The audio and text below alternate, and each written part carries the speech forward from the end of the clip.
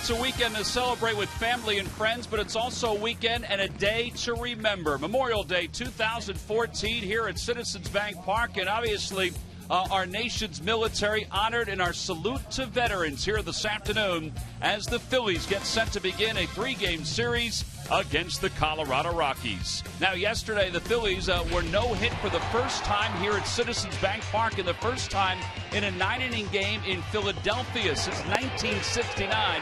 Josh Beckett said, you know what, Chase Utley wasn't going to expect a fastball, so I figured I'd throw a fastball, and that's exactly what he did do for a strike to finish off a no-hitter for the Dodgers and to finish off the first ever for Josh Beckett. Now, it's the 24th no-hitter in Dodger history. That goes all the way back to the Trolley Dodgers, and even before they were just simply called the Brooklyn Dodgers, and the first no-hitter against the Phils in Philadelphia, 9-inning no-hitter since Bill Stoneman in '69. Hi, everybody. I'm Tom McCarthy, joined by Matt Stairs and Jamie Moyer. Both these guys have played a long time. They've seen no-hitters. They've played in no-hitters. We've had less than 24 hours to digest it. What do you think? Well, it's one of those things as a next hitter, the last thing I want to see is a 0 in the hit column. But as much as I hate to say it as well, you got to tip your hat. He threw strikes the whole game, and the hitters didn't make the adjustments. He topped off at 94. That was the last pitch that he threw to Chase Utley. From a pitcher's standpoint, it's probably a dream for all pitchers to throw a no-hitter. It is something I think as a pitcher we all dream about. Not many of us have had that opportunity to have that no-hitter. A lot of good things have to happen to have that no-hitter created. And yesterday, Josh Beckett had very good command. And, the Phillies have been struggling at the plate a little bit, but Josh's defense played well behind him. He consistently threw strikes. And as you alluded, Tom, that last pitch of the game to Chase Utley was, it didn't fool him. And, I mean, at the pitch it did, but mentally it did because obviously Chase was looking for something else. And he threw that no-hitter on the final pitch, a 94-mile-an-hour fastball, right down the middle. Well, you talked about the Phillies' offense struggling, and they have indeed struggled. And, Matt, you take a look at the numbers, particularly here at home. It's stunning how bad the Phillies have been at home.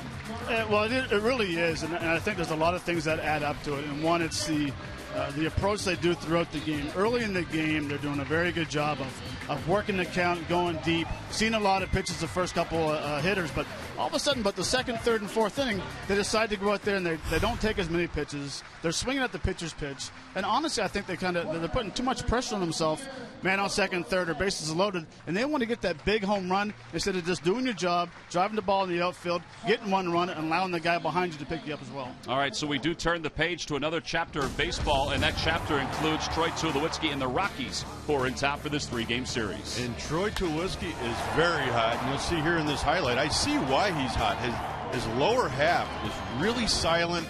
He's got a lot of confidence, but both of those swings right there, and he's a momentum, for me, he's a momentum type of a hitter, but it's amazing what he's been able to do, not only at home, but on the road. His home numbers are phenomenal, and you see here what he's done this year as one of the league leaders in pretty much almost every offensive category. First in average, second in home runs, tied for third in RBIs, and Troy, I think it's always been thought that he could be this type of a catalyst in an offense, and he's now proving that with the Colorado Rockies. He's also a catalyst defensively. He has not made an error so far this season for Colorado. So the Phils will look to get a winning streak going. It'll be Chassin against Kendrick. Kendrick has lost 10 consecutive decisions for the Phillies dating back to August of last year. Yes, it is a day to remember, a weekend to remember, not only in baseball, but also around the country. Memorial Day 2014, lineups at first pitch when we return.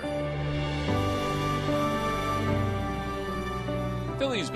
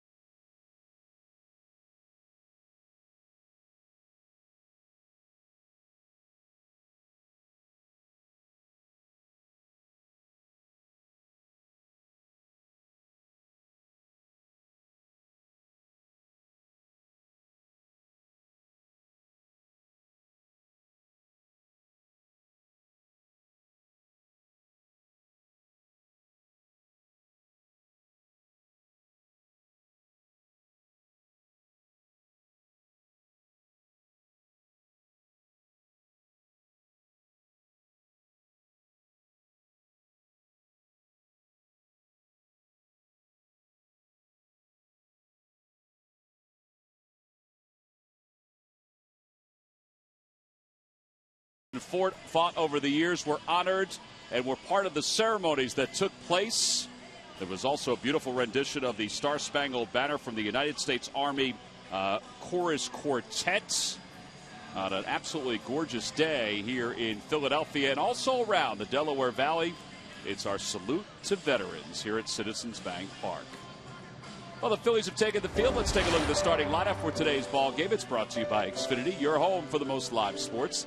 Leading it off at center field, Charlie Blackmon. Michael Kadire bats second. Troy Tulowitzki hits third, followed by Carlos Gonzalez and Willeen Rosario. Justin Morneau, the first baseman, bats sixth. In the bottom third are Rutledge, Culberson, and Chacin. And they will face Phillies right-hander Kyle Kendrick, who is 0-5 this year, an ERA of 4.53.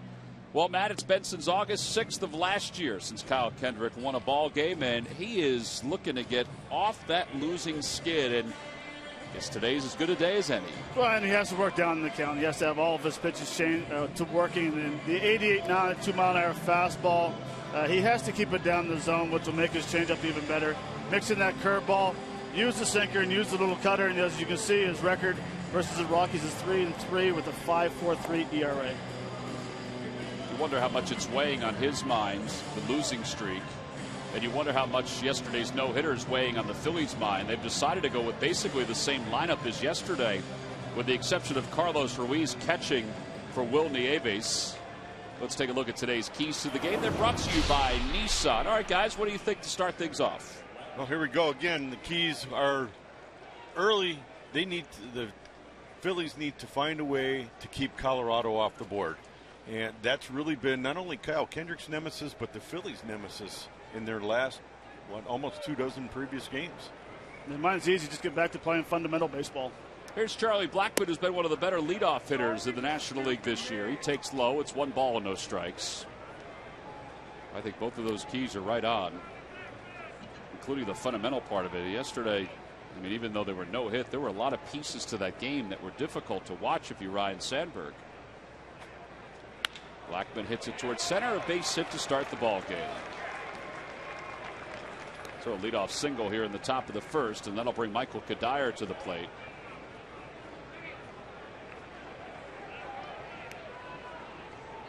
Last time the Phillies faced the Rockies, Kadire was on the disabled list with a sore hamstring. Overall hitting .321 with 5 homers and 13 runs batted in. He was 4 for 12 in the series against the Braves. You look at the top of this lineup that the Colorado Rockies are featuring, it's pretty phenomenal. I played against Mike Kadire for many years in the American League with the Twins, and he just seems to find a way to get better and better and better as a hitter. But having had the chance to play in Colorado and being a teammate of Mike's, he not only himself is a good hitter, but he's a good teacher of hitting as well. So great to have on a ball club. Yeah, the Phillies were kind of in on the conversation of bringing Kadire here as a free agent when he decided to go to Colorado. And it was a lot of those same reasons why that you talked about, Jamie. It's 1 ball and 1 strike to him. And he's a great teammate. He really is a good, genuinely a good guy, but a good baseball player and just a good all-around person.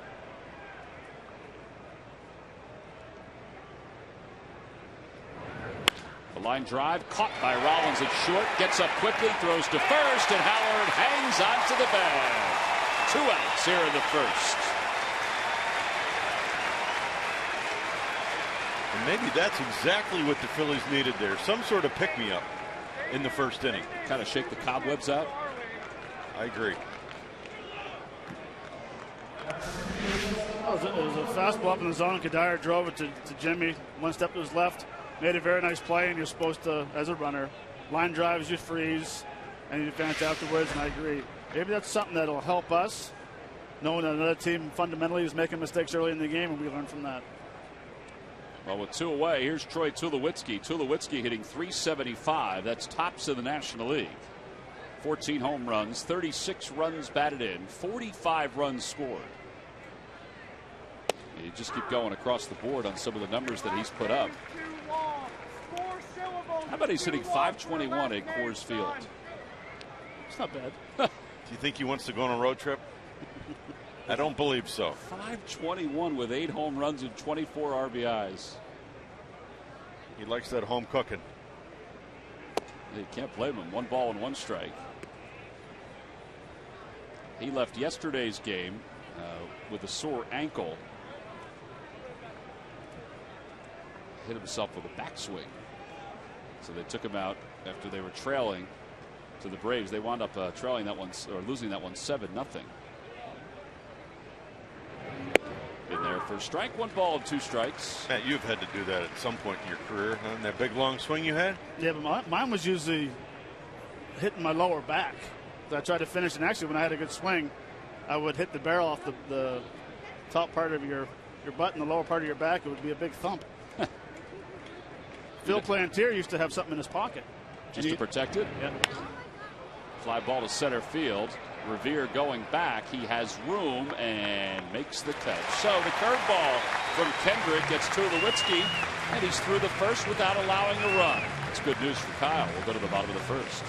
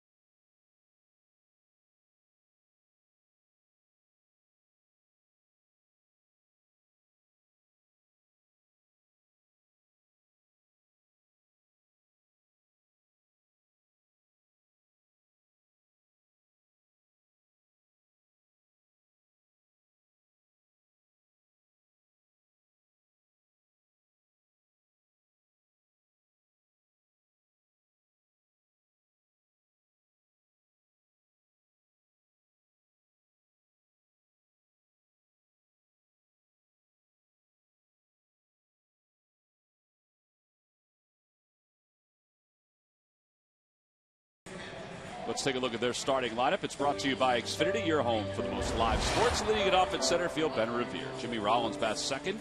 Then Chase Utley and Ryan Howard. Marlon Byrd will hit fifth. He's in right field. Dominic Brown sixth. Carlos Ruiz will bat seventh to do the catching. Cesar Hernandez will hit eighth. And batting ninth and pitching is right-hander Kyle Kendrick. They will face right-hander Jhoulys Chacín, 0-3 with an ERA of 4.76. Making just his fifth start. He was on the DL with shoulder inflammation to begin this season. 11 strikeouts at 22 2/3. He's not really a strikeout pitcher. And as Ben Revere walks up to the plate, he may be struggling so far this year, Murph, to looking for his first win, but he's done pretty well against the Phillies during his career.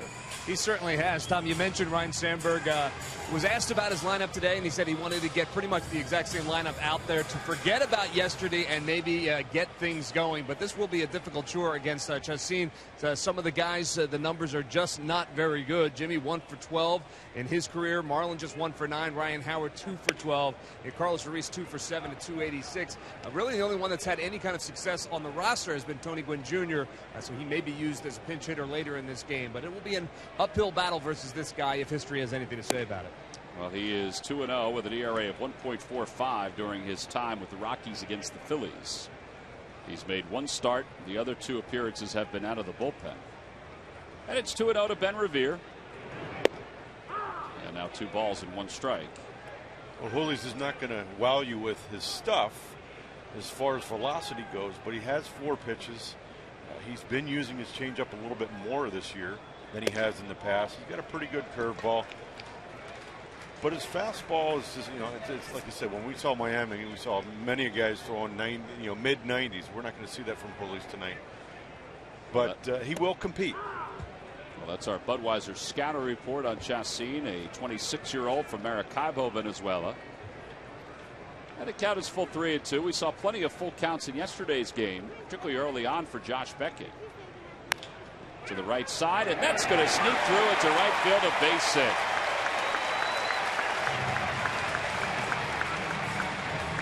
Well, it took a couple days, but the Phillies finally have a base hit as Revere leads off today's ball game with a single to right.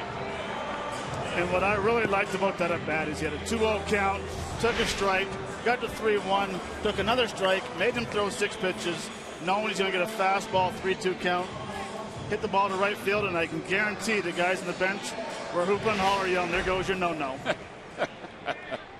Jamie, I know I would have been. Well, now Rollins 2 for 11 in the series against the Dodgers. Earlier this year was 5 for 11 against the Rockies. Did have a home run in that series out in Colorado. They decided to throw the baseball out because the throw over to first was a one-hopper to Morneau.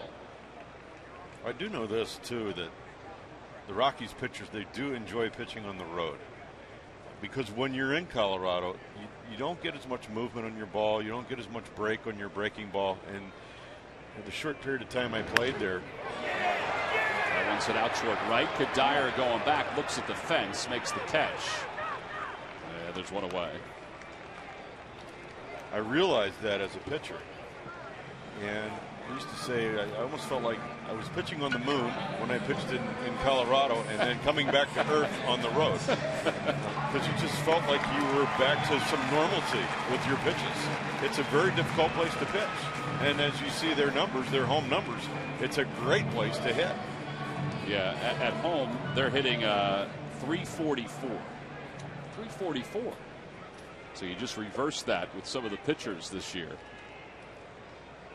Chase Utley is the batter. He's 5th in the league at hitting at 328. He was 2 for 12 against the Rockies when the Phillies were out in Denver.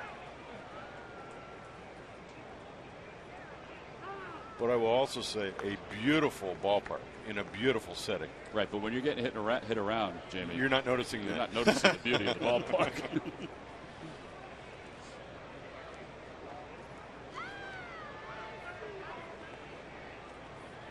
Chase 1 for 4 against Chassin.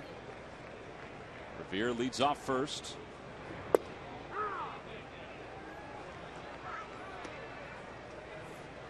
Chase had the final at bat yesterday against Josh Beckett. I know we were shocked that Beckett threw a fastball. I think Utley was thinking curveball, and Beckett said he thought Utley was thinking curveball or changeup, so he figured, what the heck, I'm just going to throw him a fastball. Oh, and the adage is in pitching is if you're going to get beat with your best. And obviously, I mean, he threw a lot of good curveballs yesterday as well, but you live with your fastball and your fastball location. And obviously that's what he did with his fastball yesterday. He located it. 1 ball, 1 strike to Utley. Revere goes. The pitch is hit on a hop to second. There's 1, and there's 2. Revere tried to take out Tulowitzki, but Tulowitzki was able to keep his bearings. It's a 4-6-3 double play. That was not an easy double play all the way around by the Rockies. The second baseman Rutledge had to swipe aside Ben Revere at his sights, and then Tulowitzki had to kick aside Ben Revere to then make the clean throw over to first.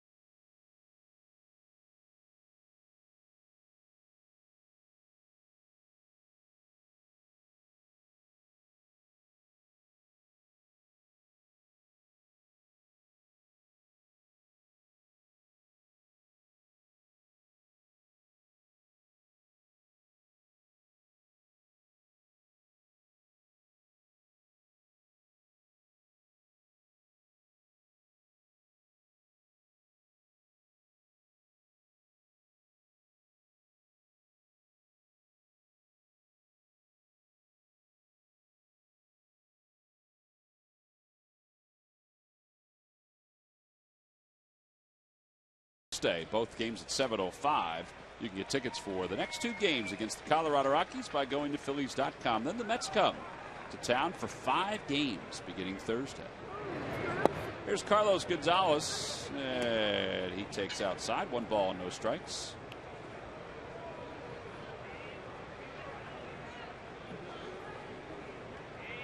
Gonzalez hitting .270, 7 home runs, 29 runs batted in.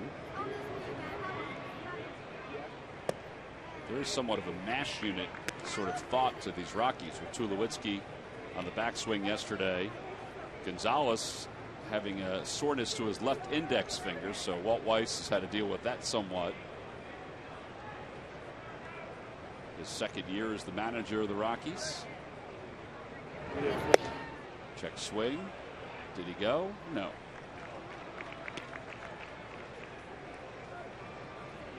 Carlos Gonzalez, a very good hitter with power to all fields. This guy can change the game in one swing of the bat.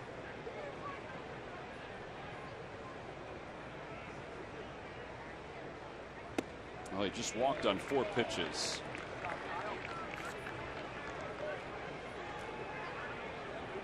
Well, we take a look at our Mazda leaders, and the Rockies are first in all of those categories. Now, we said a lot of it has to do with their numbers at home, but they have to be hitting on the road too to be, sitting in first place. I mean, those are some major categories right there. Well, I got to believe if I'm sitting over there as the hitting coach, I'm extremely happy with the numbers I'm seeing. And like you said, the numbers are crazy at home, but they still do a good job on the road of hitting as well. I mean, they're hitting about 100 points lower, but they still hit some home runs. Well, they find themselves at 27-23, 5 games off the pace in the National League West. They're in 2nd place in the National League West. The Giants have had a very good start. And Rosario takes a strike. It's 0-1. And that division it's going to be a tough division this year. I mean, there's three teams that I think potentially could make a run for winning that division. And you have another team in the Padres who could still be a pain in the neck, even if they're not going to make a run for the division. Chopper to short, and maybe 2, because Rosario doesn't run well, and Utley's able to make the exchange in time. It's a 6-4-3 double play. It's the 2nd double play of the night for the Phils.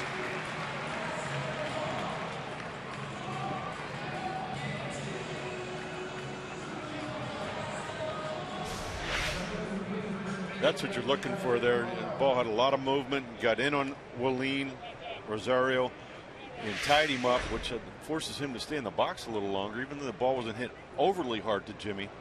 I mean, you're right, Tom. He doesn't get down the line that great as a catcher, and allows the Phillies to turn a double play.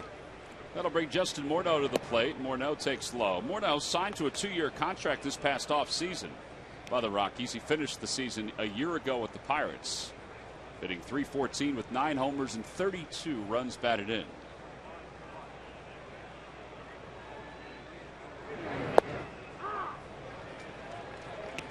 And I think this is a great pickup for the Rockies as well. This guy was in the American League with the Twins for most of his career. Just a fantastic hitter, studies hitting, and just going to make this ball club a lot better from the offensive side. I think we talked about him when we were out in Colorado. He was able to pick and choose, and he picked the right spot to land from an offensive standpoint, taking over for Todd Helton too over at first base. Yeah, when you think about it, losing a guy like Todd Helton, that's a big void in your lineup. And to be able to fill that void with somebody that brings the credentials that Justin Morneau brings, I think that was a great move on their behalf. 2 balls and 2 strikes to Morneau, the number 6 batter. That just missed. And one thing about Morneau is that we talk about how good offensively he is. He's also a very good defensive first baseman as well. If he can stay healthy, he'll put up tremendous numbers.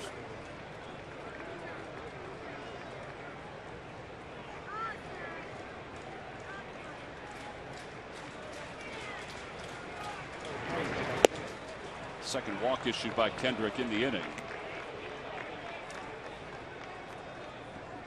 And that'll bring Josh Rutledge to the plate.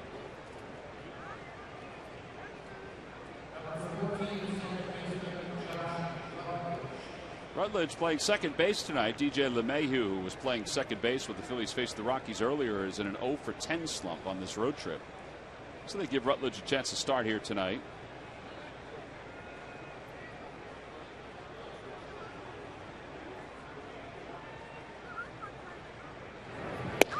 A cutter on the outside corner, 0-1.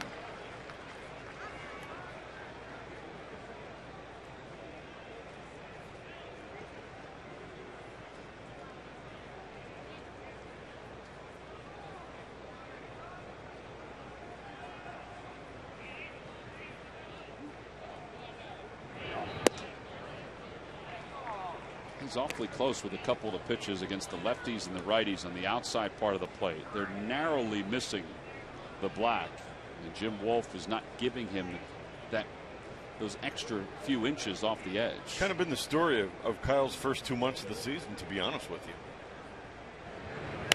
There was a curved ball. He fouls back.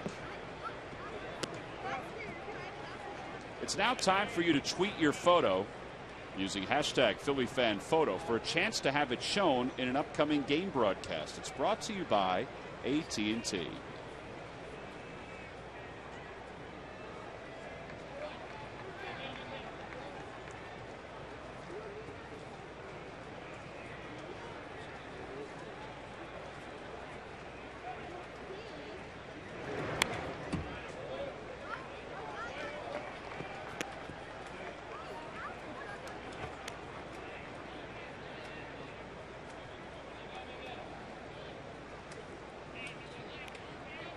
Umpires for tonight's ballgame: Jim Wolf behind the plate, the crew chief Brian Gorman. All around baseball, the players are wearing the camouflage caps that are certified by the Marine Corps. So are the umpires. Talk about that a little bit as the day goes on. Up high, 2-2. Those are digitally licensed by the Marine Corps, that particular camouflage. And each and every year, the baseball's been doing it since 2008, where they've been wearing the hats like this, and the styles are different every year. At least they've tried to make them different. And all the proceeds for the sale of those hats, not the ones the players are wearing, but the ones that are being sold, the same ones, will go to the Welcome Back Veterans organization, a foundation that Major League Baseball's charities have been a part of since its inception. There's the hat right there. So 100% of the proceeds of the sale of those hats right there will go back to the Welcome Back Veterans organization. Ground ball left side. Cesar Hernandez will gobble it up. He got his feet tangled a little bit, but still was able to throw him out. Side is retired. All right, so Kendrick has allowed one hit through two. He leads one here in the second. Here on Memorial Day 2014 in Philadelphia.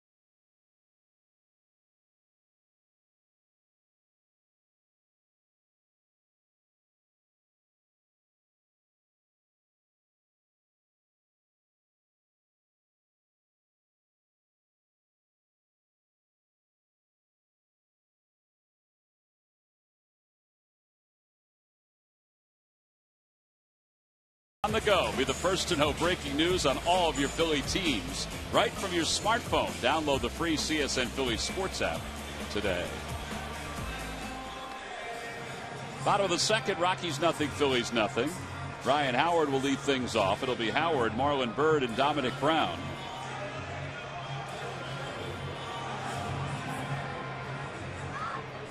Howard hitting .224, 7 home runs, 25 RBIs. The overall numbers are one thing, but he's 0 for his last 16. And he lines one to center field. Blackman misread it, but is able to adjust and make the play. All right, Matt, you've been in these kind of slumps before. He's now 0 for his last 17. I guess you try everything. Well, I don't mean to say that you were ever in an 0 for 17 slump. No, but I was longer than that, but it really wears on you. You start thinking so much, and that's the biggest thing is so many people are going to tell you different things. And just go back to seeing the ball and trying to stay inside it and drive the ball. And that's the biggest thing is stay positive as much as you can. And there he used a big part of the field, which I like. Marlon Byrd takes a strike. It's 0-1. Byrd hitting .289, 6 home runs, 29 RBIs. When you get 600 bats a year, you're not going to have. I've never seen a hitter have a great year and not go into a slump. It's just how I think Matt, you would agree with this. It's how long you're in that slump. Yeah, Ryan's been in them before. I mean, he's in a power drought too here, which he's been in before.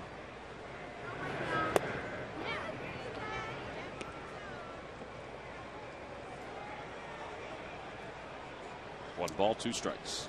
The thing that concerns me, though, with being 0 for 16, 0 for 17, is the amount of strikeouts.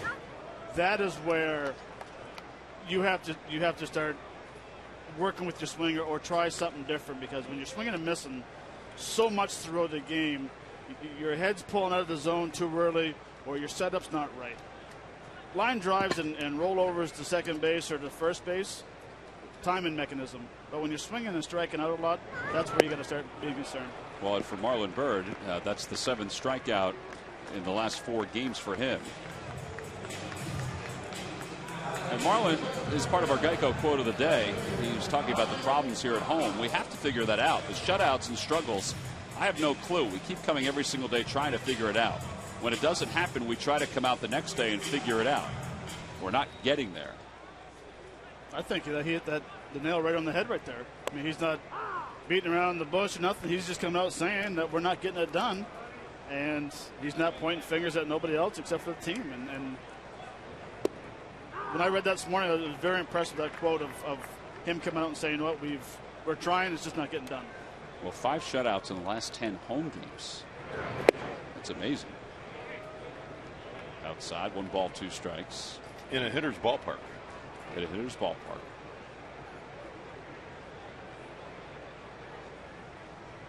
One-two pitch to Brown, and he lays off 2-2.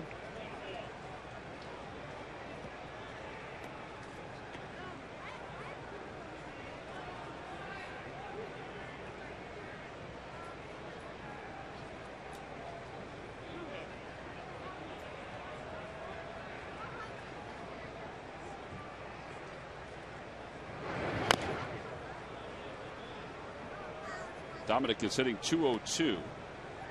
And 3 home runs, 22 RBIs. He's 0 for 7 so far in this homestand, 0 for his last 11. You know, that's the problematic part of a lot of these games at home recently. Howard 0 for his last 17. Brown 0 for his last 11. Ruiz 0 for his last 13. Even poor Cesar Hernandez, who hasn't really played a whole lot, is 0 for his last 11. Hence the no-hitter. I think for some of these guys, you know, sometimes a bunt hit can get you out of that slump. I mean, you're trying to do different things, but you're not making drastic changes. But as we've seen, the Phillies. That ball's hit hard. What a play by Morneau on one hop. And the side is retired. Well, can't do much about that one. Dominic Brown hit it right on the nose. Phillies are retired in order, and we'll go to the 3rd.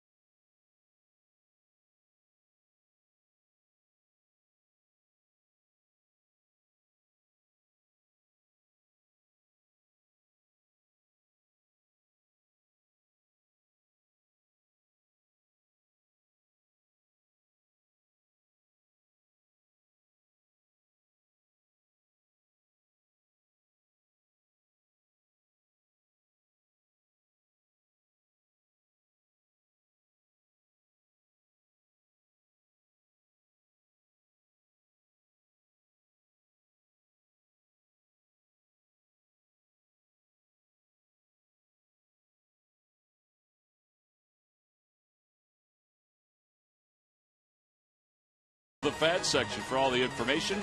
And please submit your answer on the subject line. All right, boys. We haven't been together in a while, but here's the question. See if you guys can get it. Who is the only Rocky in team history? You were part of the Rockies' history, Jamie. Who was the only Rocky in team history to be named Rookie of the Year?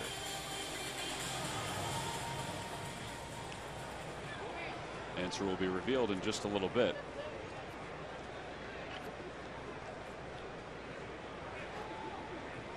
At some point you walk past this person's name.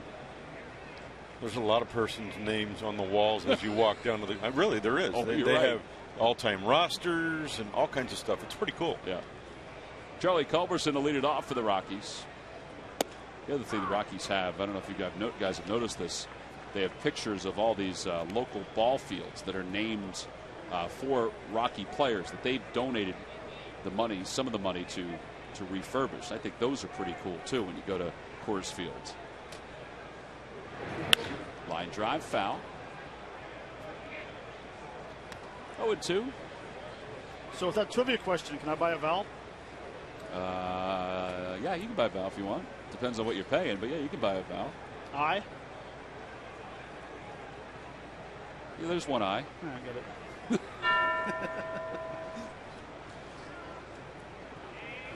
Now the 0-2 pitch. A couple of good spots on these pitches toward the outer edge. Just off the black. Just off the black on the outside part of the plate.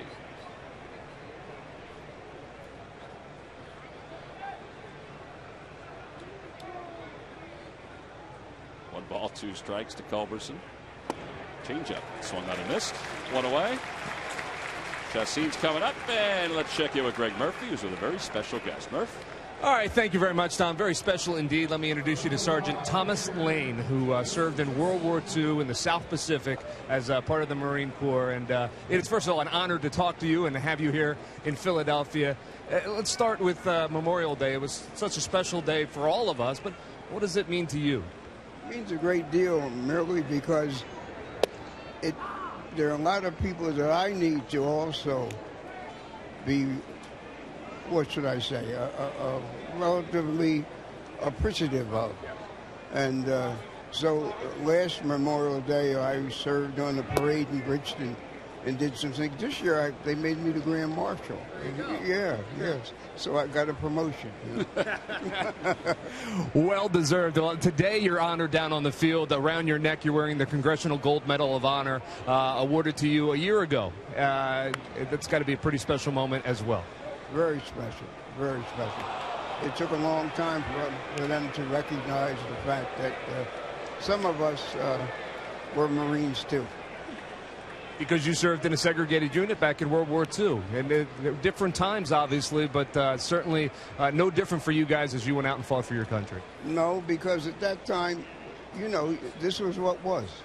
And so, therefore, you served, and I was proud to serve for my country. Well, we are certainly proud to have you here in Philadelphia. And the best part of it is, guys, he's a Phillies fan, a lifelong Phillies fan, a fan of Dick Allen back in the day, and a fan of our shortstop as well nowadays. Oh, yeah. Like my wife loves Jimmy Rollins. I'm afraid, I don't let her get too close. We will keep our eyes on her. Sergeant, it's a real pleasure to have you here at the ballpark today, along with all the fellow veterans and soldiers. And on behalf of all of us, thank you so much for all that you did. Well, proud to be able to do it, Greg. Very proud to be able to do it. A true American hero, Tom. Let's send it back to you. All right, Murph. Yes, sir. Jimmy Rollins spent a lot of time today during batting practice. There were some members of the armed forces that were down on the field getting a chance to watch batting practice. And Jimmy spent an awful lot of time today signing some autographs and chatting with a number of the folks that were down there. It was very cool to see as Chacin works out a walk. That's the third walk issued by Kyle Kendrick. All right, guys, am I missing something here? These pitches are pretty close, aren't they? They're close, but that's not Babe Ruth at the plate.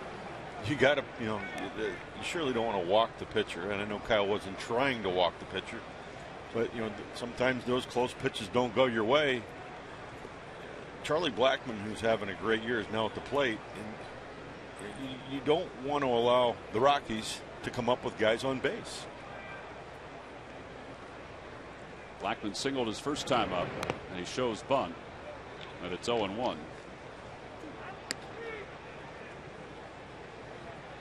Stu Cole's the third base coach. I can't imagine with one out that was a sign to have Blackman bunt. Not a guy that's hitting .319 with 9 home runs and 33 runs batted in. And for a big guy, he's got 9 stolen bases. He runs decently. He's not a speedster, but he's got sneaky speed.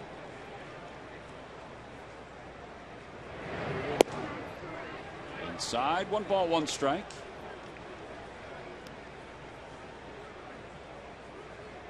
Well, I will tell you one thing, that Jim Wolf is definitely a hitter's umpire. I've noticed that my whole career, and when they told us who was behind home plate, I was very happy when they said he was behind home plate. So these close pitches, this isn't a surprise that they, and I'm not saying they're strikes, but these close pitches, it's not a surprise that none of them are really going Kyle's way at this point. Well, I mean, what I've noticed over the years of playing was he'll have a very small strike zone, and then he will expand it later on in the game. Now, it's why I don't know, but it's just the way he's done it, and as a hitter, I really look forward to it. Sorry, Jamie. That's the way it goes. Fly ball, shallow lefts. Dominic Brown's coming in. Yeah, there are 2 outs. Back to first goes Chassin.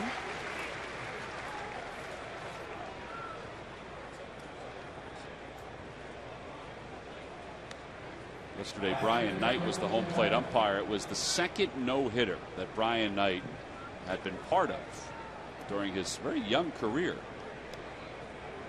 Didn't seem like there were any real questionable calls. I thought the one breaking pitch to Utley in the 9th inning, I thought that was off the plate, but it was close. Right. Well, and I thought he did a pretty good job on both sides, really. He wasn't squeezing the strike zone. He was calling a strike, and maybe a couple. Even some of the players were thinking those fastballs were low in the zone.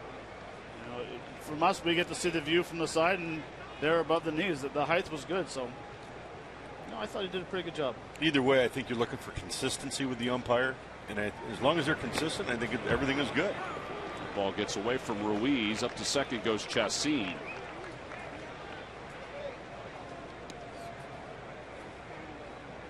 They've scored that a wild pitch. Here's to Budweiser. Here's to baseball.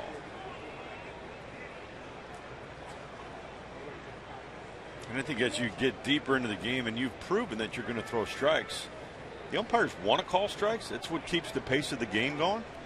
So to me, if it's close, I mean, I'm talking, not 6 inches. I'm saying close, like a ball on the plate or just off the plate. And the hitter should know they got to be swinging anyway. With 2 strikes, you got to protect the strike zone, right? Right.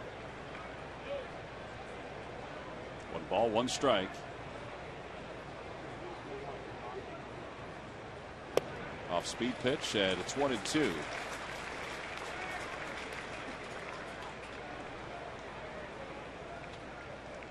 Kadire lined into a double play his first time up, so he's 0 for 1. For me, Kadire's one of those guys that sits on pitches. He looks for your best pitch or what you're throwing for strikes, and he'll sit on that the whole at bat. Now right there, these last 2 pitches, I feel like he's in between. The previous pitch was a changeup. He swung through it. That was a fastball, and he was behind it. So it kind of tells me, hey, he's not sure right now. He's kind of in between. All right, now would you throw him something other than a fastball or a changeup here? Would you throw him, let's say, a cutter instead? I try to get him to chase something soft down. Because Kyle doesn't have that big fastball that he can throw by people up. Liner to center field. Revere going back, still backpedaling, makes the catch, and the side is retired. So it was a changeup that was up a little bit. No runs, no hits, 1 man left. We've played 2.5. We go to the bottom of the 3rd here at Philadelphia.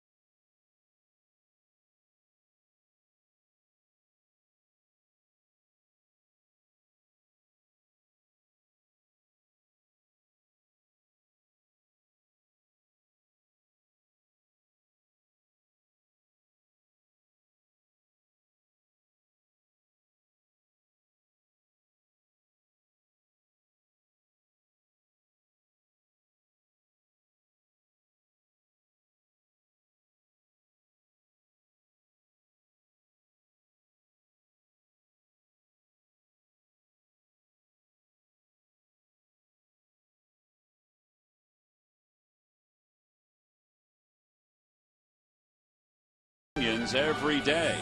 By Thomas Jefferson University Hospitals. Call 1-800-JEFF-NOW for an appointment. And by Dodge. Visit Dodge.com or your local dealer today. Major League Baseball Charities has donated more than $30 million to the Welcome Back Veterans Organization since its inception. As we said, Major League Baseball Charities are a big part of the Welcome Back Veterans Organization.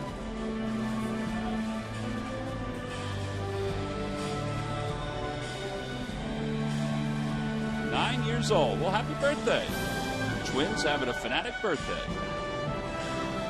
A fantastic birthday, I should say. Looks like they got some. They looks like they had a celebration that they had here at the ballpark. The fanatic was probably in the area. They have confetti all over their hats. Here's Carlos Ruiz. Carlos, as we said, 0 for his last 13. As we begin the bottom of the third.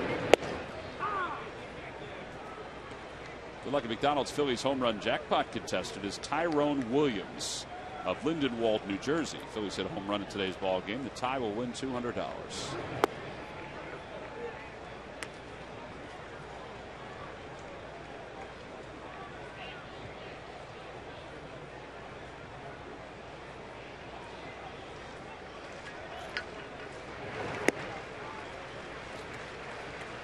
On the Toyota Major League scoreboard, Giancarlo Stanton hit his league-leading 15th home run as the Marlins defeated the Nationals 3-2. Chopper left side. Culberson scoops it up. What away.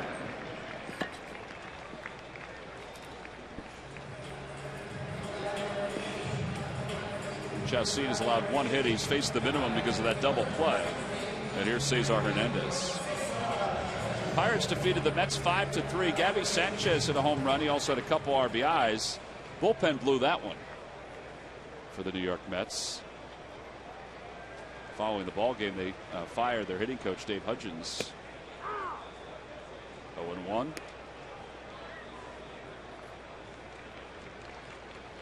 Dave Hudgens, I had him as a hitting coach back on the Oakland days. That's where he came from, right? There was a connection to Sandy Alderson when he was hired. There for a little while with the Mets.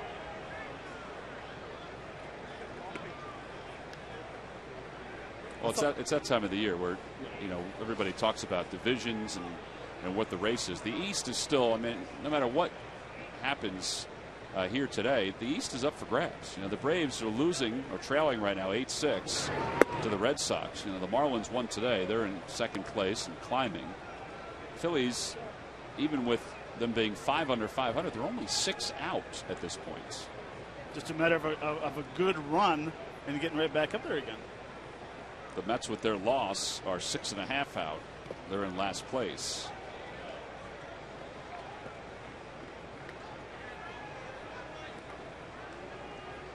And here are the standings in the National League East.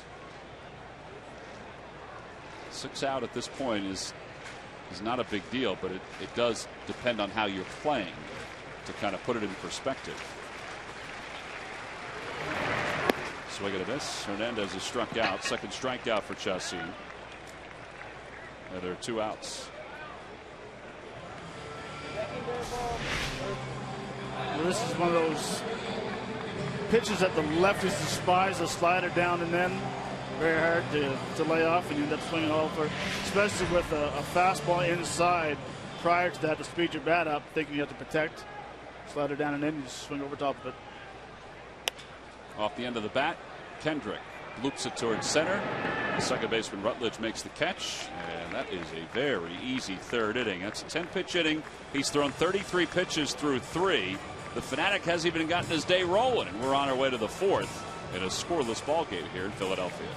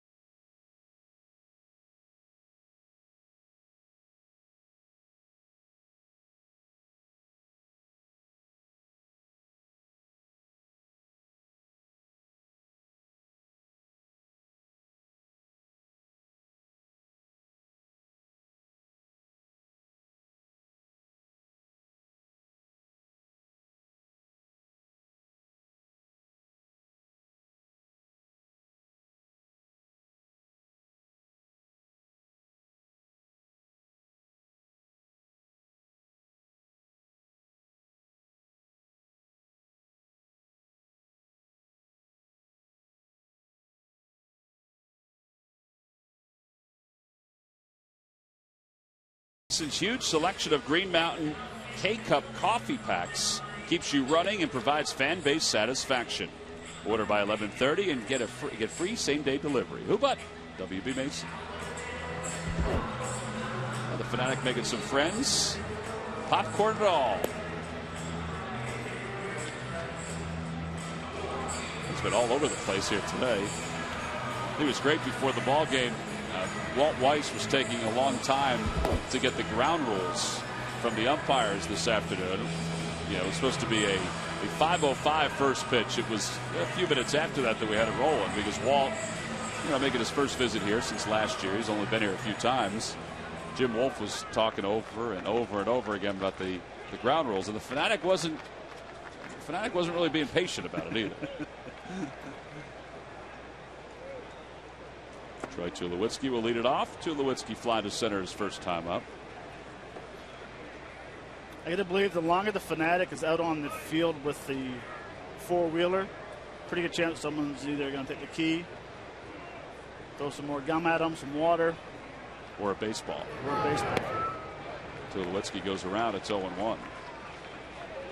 I like that pitch right there. I was going to mention that Tulowitzki's the kind of hitter coming up as a leadoff guy. He's going to sit on that first pitch fastball and try to hit it out of the stadium. And Kyle threw him a cutter right there, and you saw the swing. Tulowitzki does have a home run in this road trip for the Rockies. On the outside corner, 0-2. And there's the one on the black that we've been looking for, right? That's exactly it. He maybe brought it in a little bit more. Maybe all of a sudden those pitches that are just off the black are going to start coming in for strikes, and that strike zone is going to get a little bigger. Looks like they're going to try to go inside to Tulowitzki. Nope, Kyle wanted to change.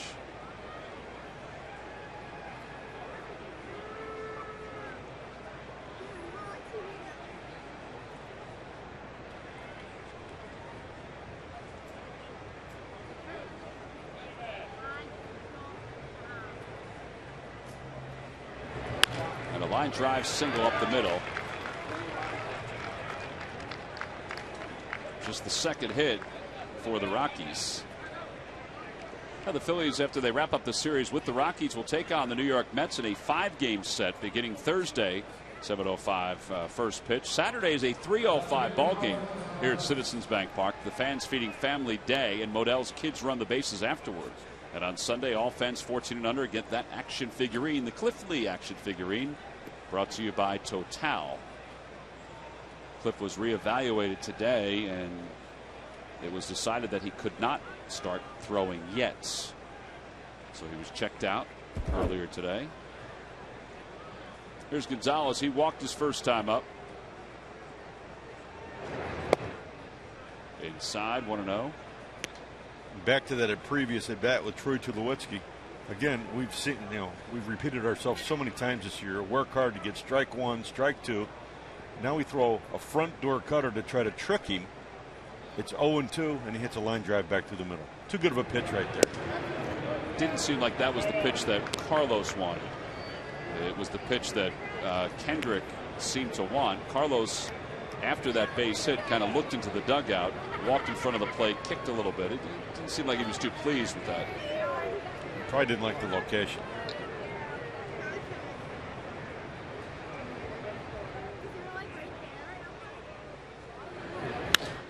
Out to left field, Dominic Brown to the track. He has room.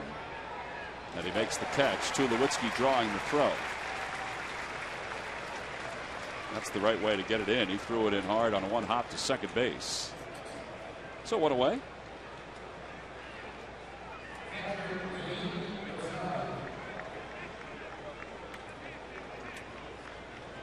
And here's another guy, Willeen, that can rush you with that first swing fastball. Looking for the first pitch fastball to drive out of the ballpark. And he sure does have some power. He's a strong young man. Did you like him as a receiver? He was a young kid learning how to catch in the big leagues. He's a very willing worker, pretty dedicated to his craft. But he's still a little green. But you can see over the last 2 years he's really developed into a nice catcher. Got a very strong arm and has great power. He hit into a double play his last time up. And he hits that one to right field, right at Marlon Byrd. And they're 2 away. And you can see he's in the hack mode. He's seen 3 pitches and 2 at bats.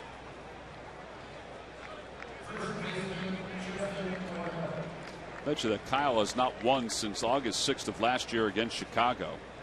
He finished last season with 7 games. He was 0-5 with an ERA of 5.97. Now, it hasn't all been Kyle's fault. The Phillies have blown a couple games that he has had the lead when he's left. He's left with the games tied. And there have been other games where they just haven't scored any runs for him, even though he's pitched well. As Dave Rackley says, Morneau holds up. And if you want to be a pitcher, you're going to have to deal with that. That's one thing you have to learn how to deal and cope with as a pitcher. You're going to pitch well at times and maybe not win, but there's going to be many times too where you don't pitch quite as well and you're going to win some games.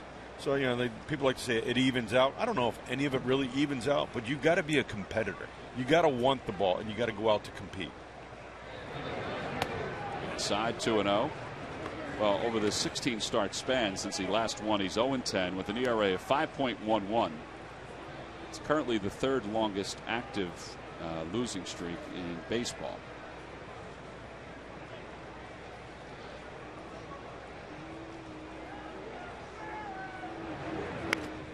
Off speed pitch. It's fouled back by Morneau. It's 2-1. Oh, and I'm also to the belief that if you don't like it, then change it. Make something happen. Be the aggressor. As a pitcher, so many times our pitching coach, if say we weren't playing well as a team, he'd say, go out and change it then. Go out and throw a shutout. Put 9 zeros up there. Give your offense a chance. To the right side, a base hit for Morneau. Tulowitzki's going to go on to third. And now the Rockies will have first and third with 2 men down. 3 hits now for Colorado. And Josh Rutledge is coming up.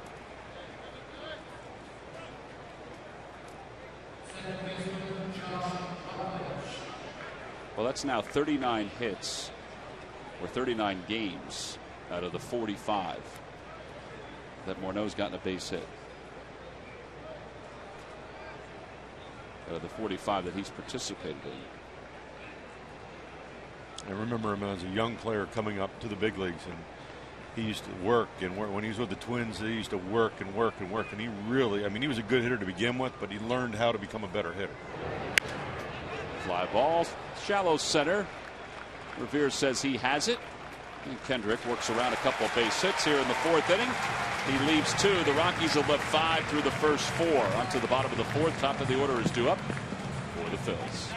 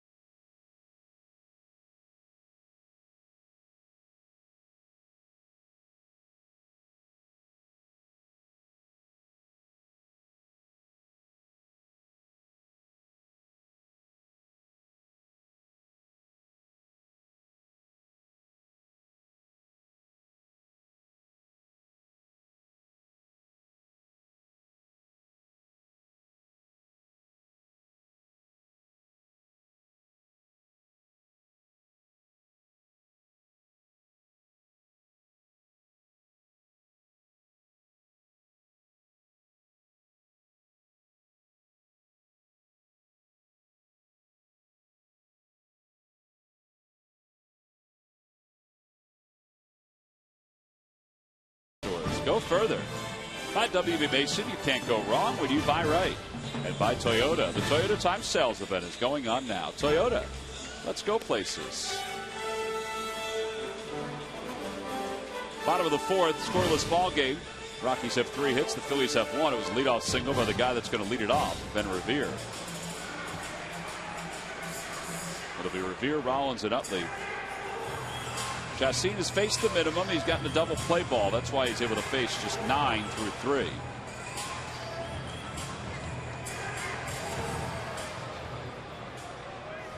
Yesterday, even if you think back to the at-bats the Phillies had, Dominic Brown's liner to the warning track in left center, and maybe Revere's line drive to second, where D. Gordon was able to catch it out of the air. There weren't a whole lot of balls that were hit hard by the Phillies against Josh Beckett. Not too many guys really wanted to comment about it either after the game. They basically left it to what we saw on the field. It was a no-hitter. It's basically what Jimmy Rollins said after the game.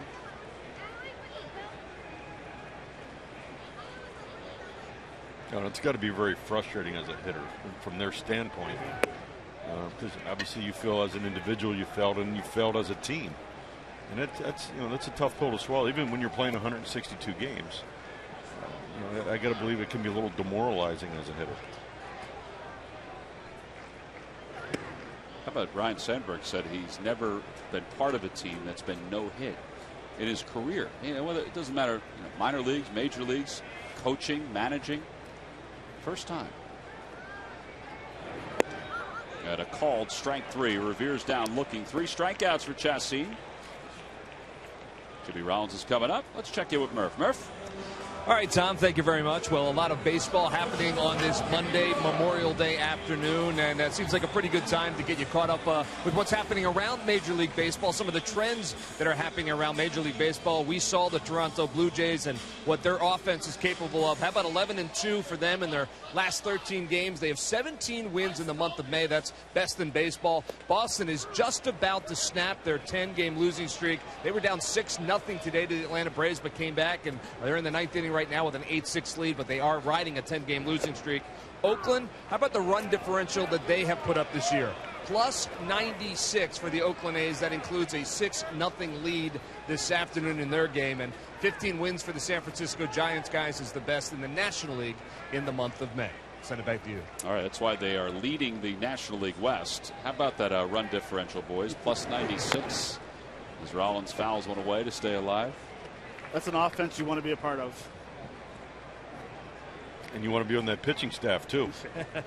But with the Oakland A's, the way they've been for many, many years is they work the count. They try to see as many pitches as they can, especially in that first game of a series. And it carries throughout the year. Culberson will make the catch in foul territory. Well, even today, a guy like Tommy Malone, not a hard-throwing lefty. He's the kid they got from the Nationals in the Gio Gonzalez trade. He's got a 6-run lead. It's a comfortable day for the pitchers when you're giving them that much of a lead against a team like the Tigers, like they have today. And I think it helps the pitcher's psyche when you know your club's going to score some runs. So when you give up a run or two, or you get into a jam and give up a couple runs, you're not panicking and thinking the game is over. 2 outs. Here's Chase Utley. Takes a fastball. It's 0-1. And I've been on some teams where runs were hard to come by, and you kind of back yourself into a corner mentally and say, I can't afford to go out and give up more than 2 runs today. Otherwise, I have no chance.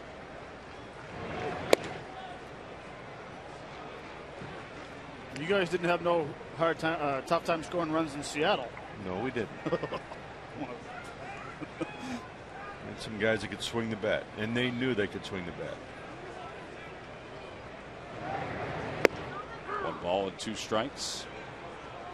Well, even those years here in Philadelphia, you knew they were going to get some runs. There's just a confidence that those guys had. Matt, you were a part of that. You felt that.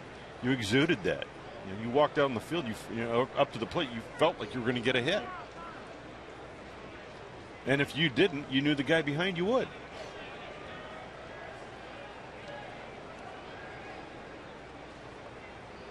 It's almost as if it's a reverse now. If you're a starter now, you're wondering, well, if I fall behind, will there be enough runs?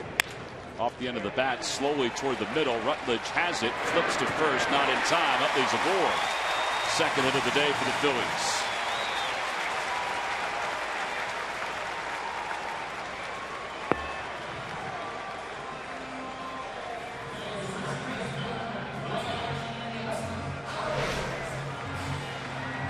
catches the ball, he stays up the middle with 2 strikes. Look how far back he is behind the second base.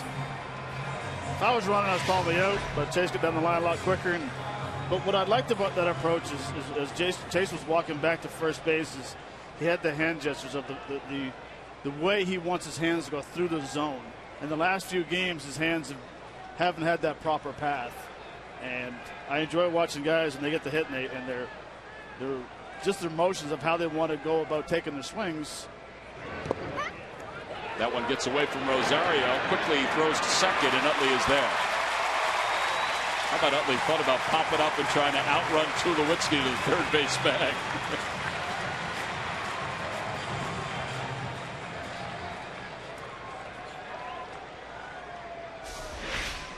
And this is just a situation as you take a good secondary lead.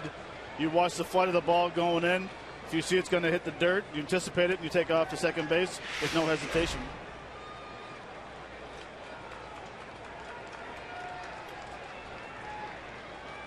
So a wild pitch puts a runner in scoring position for the Phils.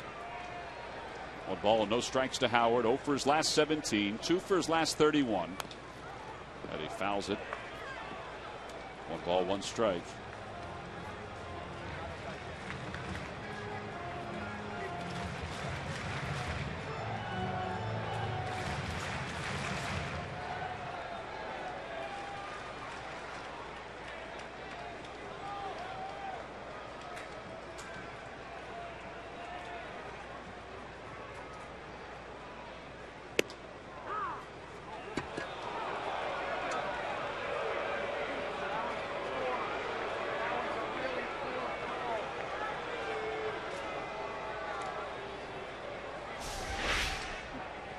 Jamie, we talked about this earlier.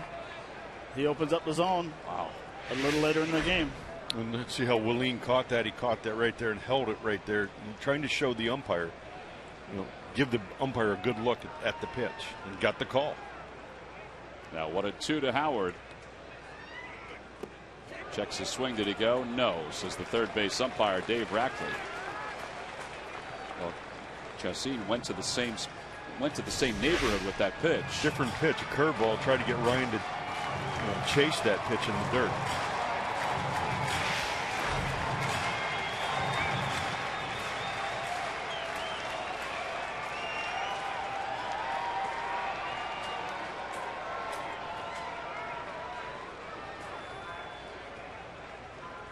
Two balls, 2 strikes.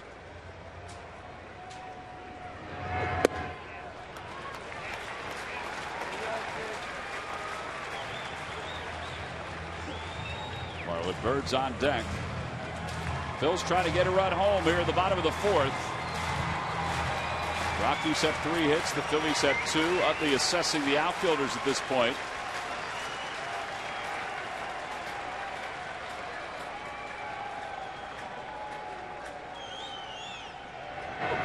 And a liner to right field, in for a base hit. Utley's around third, heading for home.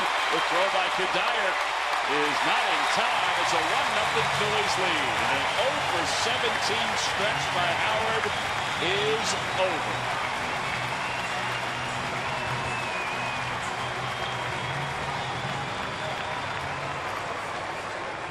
And the Phillies have a run. This is just a pitch that was down the zone, slider. And Ryan took a nice path to stay through the zone as long as he can. Drove it to right field, beat the shift. So this is where you just want to stay through the zone as long as you can with the barrel of the bat. Instead of getting into that zone and out of that zone very quick and rolling over to second base, he ended up staying through it longer and drove it to right field. There's Marlon Bird. He struck out his only time up. Check swing, gets away. Howard's going to try for second. Look at him go. And he slides in safely. Second wild pitch of the inning for Chacin.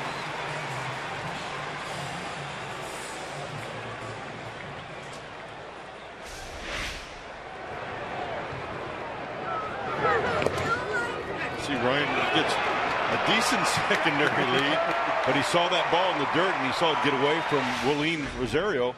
He was able to get that bag easily, which is good. I mean, this is we talked about early in the game, the keys of the game, taking advantage of situations. Yeah, now he's put himself in scoring position. Now it'll be tougher for him to score on a base hit than Utley, but if it's a step or two to the right or left, and I know there's 2 outs, but still it would be tougher for him than for Utley. But he's at least in position to score on a base hit. 1 ball and 2 strikes to Bird. Well, you're putting a little pressure on the defense and the pitcher and the catcher, and that's Phillies really, up until this inning, was kind of sailing through the game. I mean, going into this inning, he had thrown 30 pitches in 3 innings. I mean, that was a cakewalk for him. Now all of a sudden he's under a little duress, and you're seeing some different results. And as a pitcher right here, you can't really worry about the guy on second base. Here it's time to say, I've got 2 outs. I've got to focus on the hitter. Who cares if he takes third base? If I can find a way to get him out, it doesn't really matter. Well, you see his pitches by inning. That's what you're talking about. Now he's at 22 here in the 4th.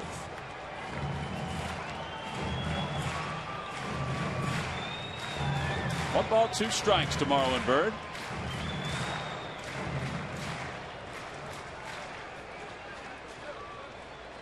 Marlon usually does a pretty good job of protecting with 2 strikes. Ball gets away. Howard on his way to third. And Rosario will go over toward the on-deck circle. 3 wild pitches in the inning.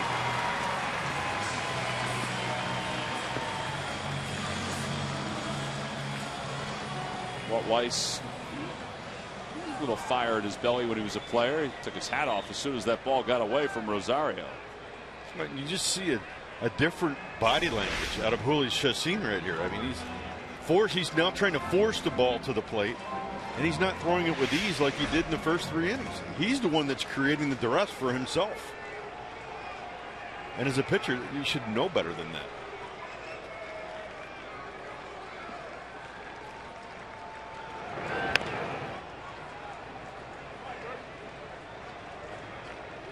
Two balls, 2 strikes as Bird fouls it off.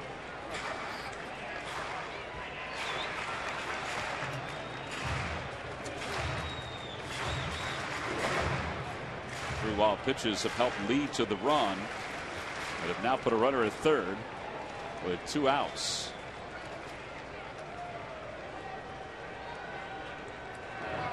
Ground ball toward the hole. Cut off by Culberson, who flips across his body with some power on it. Other side is retired. The Phillies, though, get a run and an RBI single by Ryan Howard, and ends a streak of 15 2/3 without a run for the Phillies.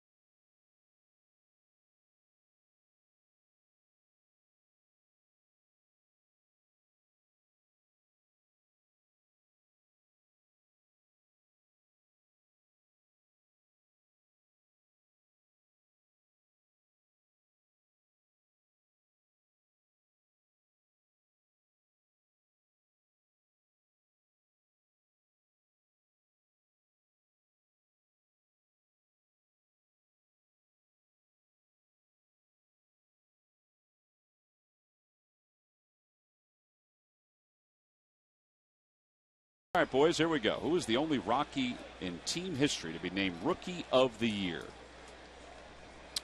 I'm going to say it was a pitcher. It is a pitcher. That is correct. And excellent first step on your part. I do recall. I think it was Jason Jennings. Jason Jennings was correct back in 2002. Not only a good pitcher, but also a good hitter. At least for that year. That ball is ripped into left, a base hit. And Culberson's aboard to start the 5th inning. Leadoff single, and that brings Chacin up, and we'll probably see him sacrifice.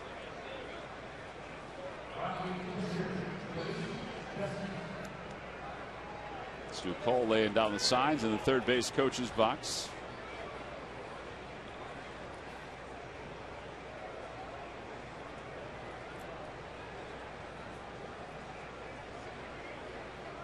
Hernandez in on the grass at third. 0-1.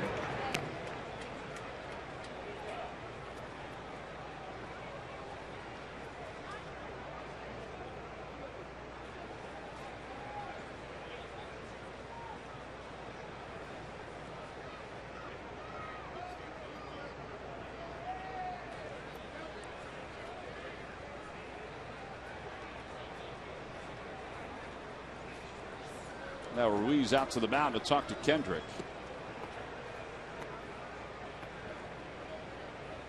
Here, sometimes I struggle with. I feel like the pitchers, in a lot of cases, let the guy bunt the ball.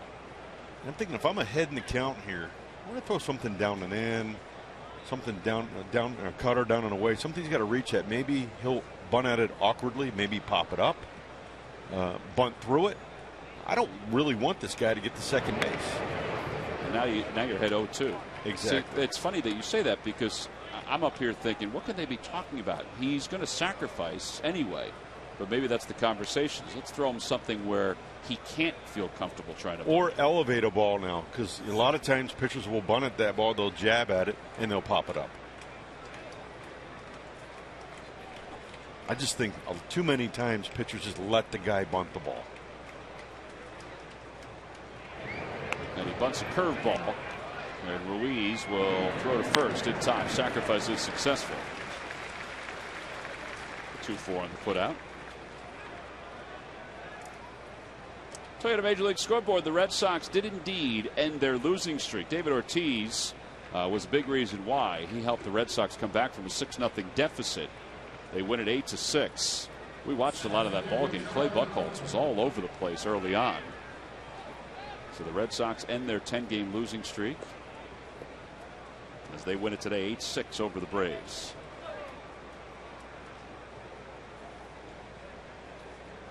In that game, Pedroia had the big bases loaded single with 2 outs. Then Big Papi coming up afterwards and hitting a home run to left center. Tie the game at 6.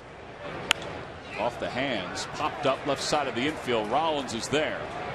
Good pitch by Kendrick for the second out. Back to second goes Culberson. I don't know if this is a surprise, but watching that game, there were a ton of Red Sox fans that were at Turner Field.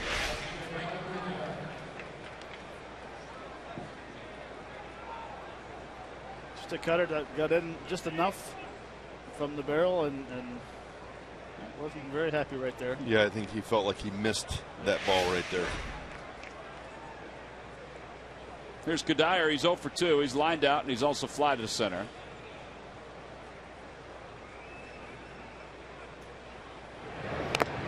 And it's no balls and 1 strike. That ball got the foot of Jim Wolf.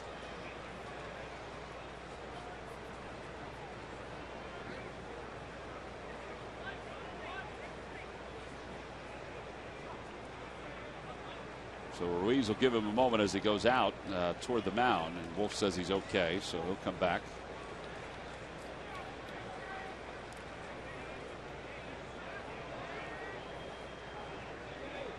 Saw Jim Wolf's brother Randy last week when the Phillies were in Miami to take on the Marlins.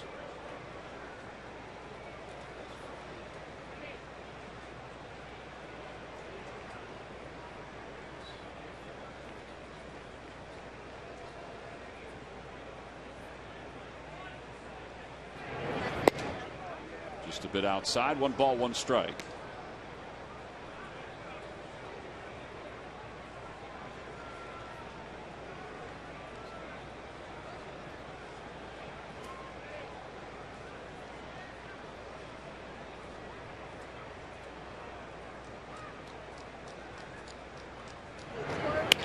over to third, and Hernandez behind the bag. But he throws out the Dyer. Side is retired. So Kendrick is working out of some troubles over the last few innings. There have been 6 runners left on base by the Rockies. We go to the bottom of the 5th here in Philadelphia.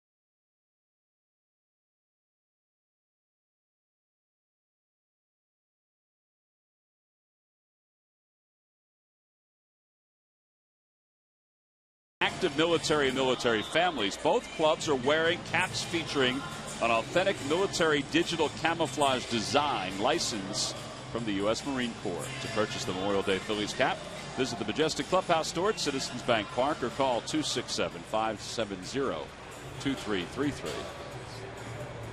Matt, you played out in San Diego, where on Sundays they would honor the military each and every week at home. Some of those, the upper deck would be loaded with some of the soldiers. Yeah, it was awesome. It was got to wear the camo uniforms to play. You see the way they were up in the right hand corner of the stadium, and just everything was just up and down, standing, and then I think they gave them like 1 or 2 innings off where they could have some fun and up there, and it was, I mean, it was really an honor, and then taking the field with them as well. Right. It was a great honor, and have a little chat with them and tell them thank you, even though I am Canadian. I've been in this country for 25 years, and I appreciate it. Dominic Brown takes a strike. It's 1-2. Well, today, obviously, is a salute to veterans, not only here, but also around Major League Baseball. The ceremonies, which were emceed by the great Dan Baker before the ball game today. Each and every state in the United States was represented with flags, and those are the caps, those digitally designed caps that we talked about that are worn by both teams. The uniforms, the numbers, and the names on the uniforms also have the digitally designed camo. There you go.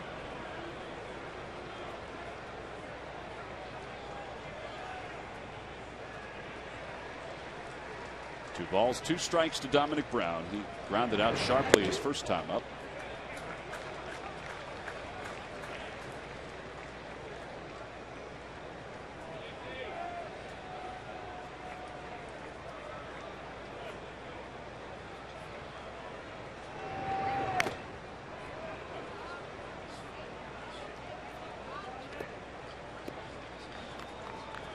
Nice to see the Phillies come back and put another run or 2 on the board here. I think, again, these guys need to create some momentum for themselves and force things to happen instead of waiting for things to happen.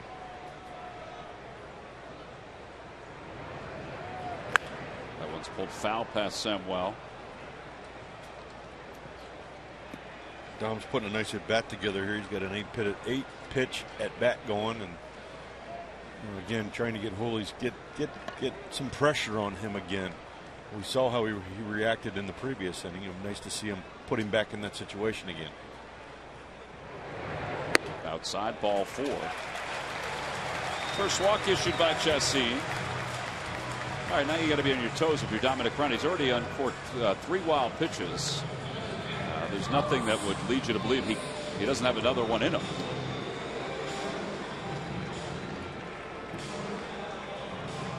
Well, 4 wild pitches in 1 inning is the record.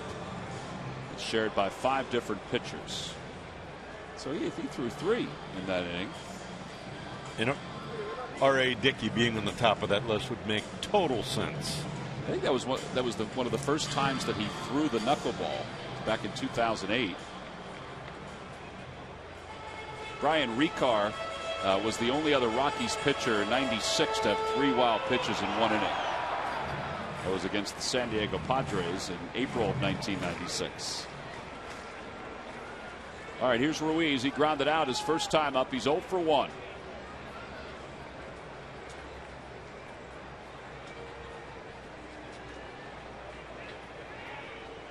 Phillies had one guy.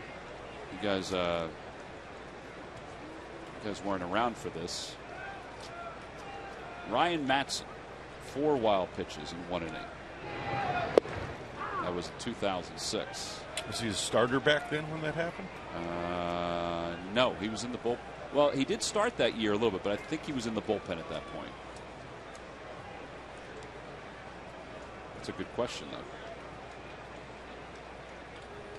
0-1 to Ruiz. Over toward the hole, and it leaks into left field, a base hit. Brown's on his way to third. Gonzalez was a little slow to get to it. His throw, not in time. Well, there you go. Making some things happen. Give credit to Dominic Brown. It was right in front of him. He saw it. And the Phillies have runners on the corners with nobody out. Yeah, it was a base hit, not hit very sharply to left field. Gonzalez kind of took his time coming in, made a strong throw, but Dominic Brown came around second base, seeing that he was kind of coasting in on the ball, decided right there, I'm going to kick it in. You get in the scoring position, and like Jamie says, make something happen in this inning. Well, as he slid in, he slid right on the foot of Tulowitzki. I guess part of his hand had the bag. But that's excellent base running. That's what you want to see. You don't want to make the first or third out at third, but he took a chance and was able to get there. And anytime you make it, it was the right decision, right? That's exactly it. I mean, we saw it in Miami when Cole tried to go first to third, and that seemed to backfire. All right, now here's Hernandez with 2 on and nobody out. The infield up, not all the way. Outside, 1-0. By the way, to answer your question, Matson was a starting pitcher in that game. Kind of teetered back and forth in 06. Mm-hmm. What a great arm he had as a young kid, huh? Valuable beyond belief in that bullpen. He could pitch 2 innings at a time. He can come back 3 days in a row. Phillies really haven't been the same without him as sort of a setup guy and eventually closer. I remember back in the playoffs, man, he had some great stuff. I mean, and it was hard. 95 with that changeup. Oh, yeah. Nice play by Rosario, and it's 2-1. Brings back a lot of smiles for me. You know, you start thinking of we start talking about it, and all of a sudden the juices start going. You start thinking about things. And it was exciting times, very exciting times here. Well, and beyond his ability, because he had ability, he was funny. Oh yeah, I mean, he was a good guy to have around too. Yeah, he can in a wacky way. Keep the group loose. 2-1 now to Hernandez. Swing and a miss. 2-2. We actually had a few of those guys. We had a lot of goofballs on the team that year. A lot. But Hernandez has to find a way to put this ball in play. He does. Kendrick on deck. It doesn't matter. You can take the ground ball double play, put the ball in play to get a run across. Take something off your swing. He's running, but first base is occupied, so he can't go anywhere. That's the 4th strikeout for Chassin. Well, in back-to-back at bats there with Hernandez, you're right, Matt. He needs to shorten his swing up. You know, he's not a home run hitter. He's hitting in the bottom of the order, put the ball in play, and try to advance the runners. And he's 2 at-bats in a row now. He's chased a breaking ball down and in. I don't know if he would have hit that with a tennis racket. Well, that slow-mo kind of gives you an idea of where his bat was in the ball. All right, now Kendrick.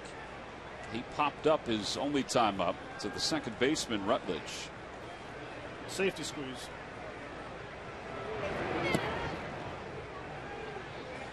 Corners were breaking in. Brown was getting a good secondary lead off third. Now, and here's the situation, too, where Chassin, they're trying to throw a breaking ball here. They don't really necessarily want Kyle to advance that runner.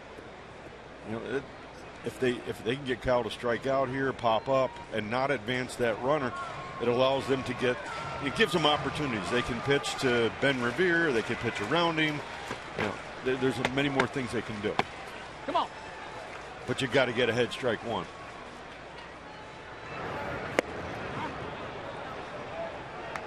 You see there, Kyle really jabbed at that ball. You got to get out there. You got to create your bat angle and just let your bat hang out over the plate and now play catch with the ball with your bat. Watch how you see him jab at it. He pulled the bat back. Now he jabbed at it. You got to just let the bat, have the confidence and let the bat out there and just catch the ball with the bat. Believe me, it's not easy.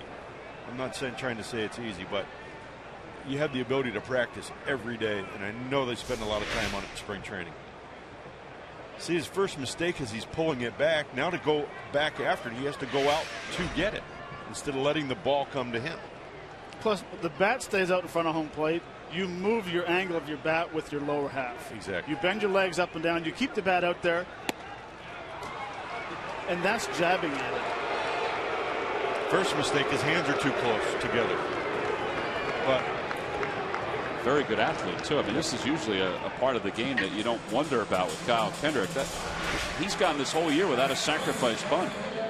And there it is again. Yeah, he was nowhere near that. And his whole body shifted back, too. You want to talk about how you win and lose games? Some of these basic fundamentals are what we've been talking about. Amen. It's all about execution, and you got to execute. Well, now you have to lean on Revere to get a 2-out base hit after you have runners on first and third with nobody out here in the 5th inning.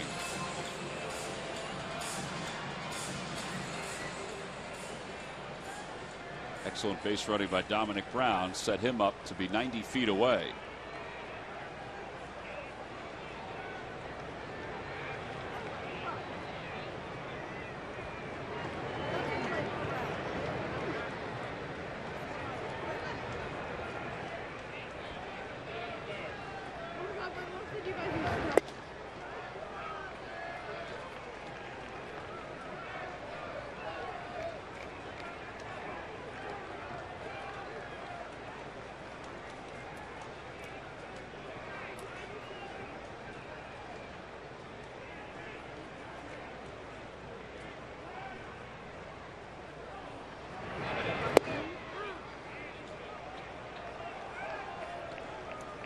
Ben's 1 for 2. He singled his first time up, struck out looking his last time. Chassin already had 80 pitches at this point in the game after being at 33 through the first 3 innings. Last 2 have been a totally different story.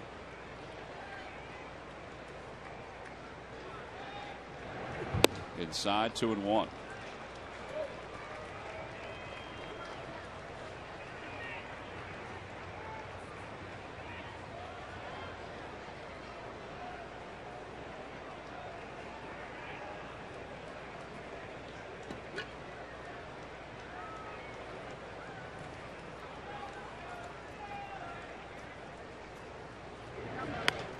Opposite way, we're even 2 balls and 2 strikes. That's 49 pitches now for Chassin the last 2 innings.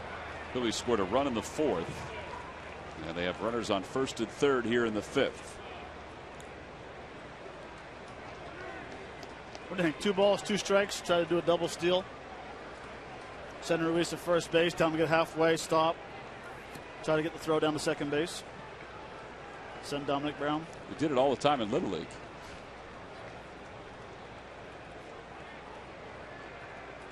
There he goes. Pitch is cracked back toward the middle, and it's backhanded by Culberson, or Rutledge, I should say. Safe at first is Revere. Brown scores. It's a 2-0 ball game.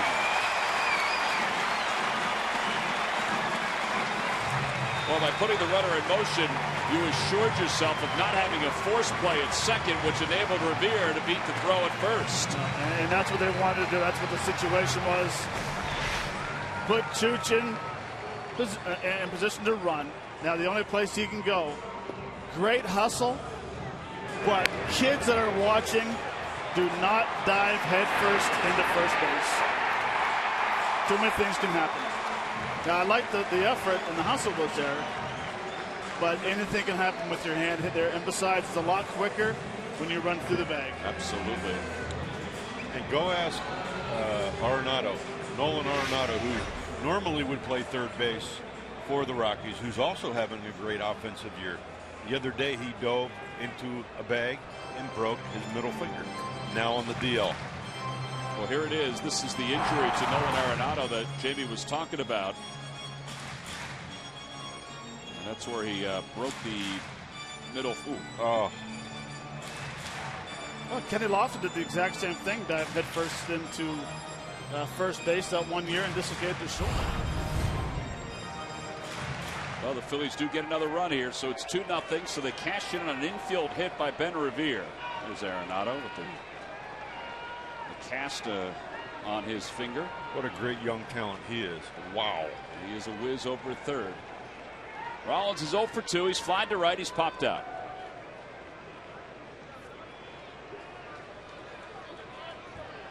Jim Wright, the pitching coach for the Rockies, came out to chat with Chassin. Ex-Philly, right? Jim Wright. Former Philly, yeah.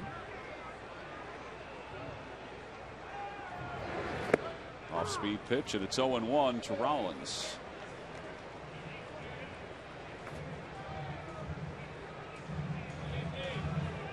Rollins 15 hits away from establishing a new record for base hits in Phillies history.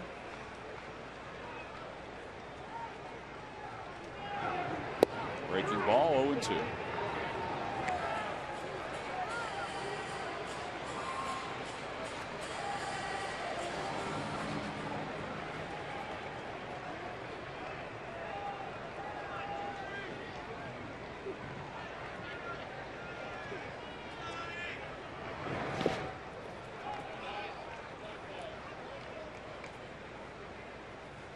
Rosario keeps that one around the plate. And Ruiz can't advance.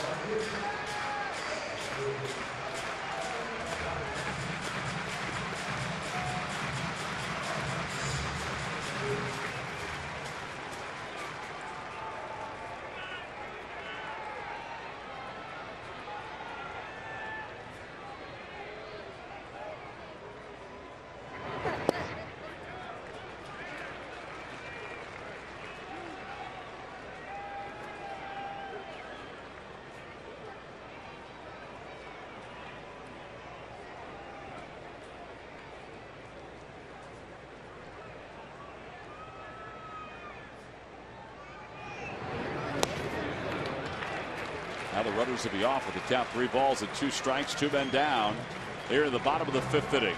A run is in. The Phils have scored a run in the 4th and a run here in the 5th. I've seen a totally different pitcher here in the last 2 innings in Chassin. With runners on versus no runners on. Totally different pitcher. 5 full counts. It'd be interesting to see what he's going to throw here. It seems like right now the only pitch he can really throw for a strike is that big curveball. He throws a changeup and Rollins rolls over on it, and the side is retired. But the Phillies do get a run. Aggressive base running by Dominic Brown enables them to score a run, and an infield hit by Ben Revere. We go to the top of the 6th here at Philly.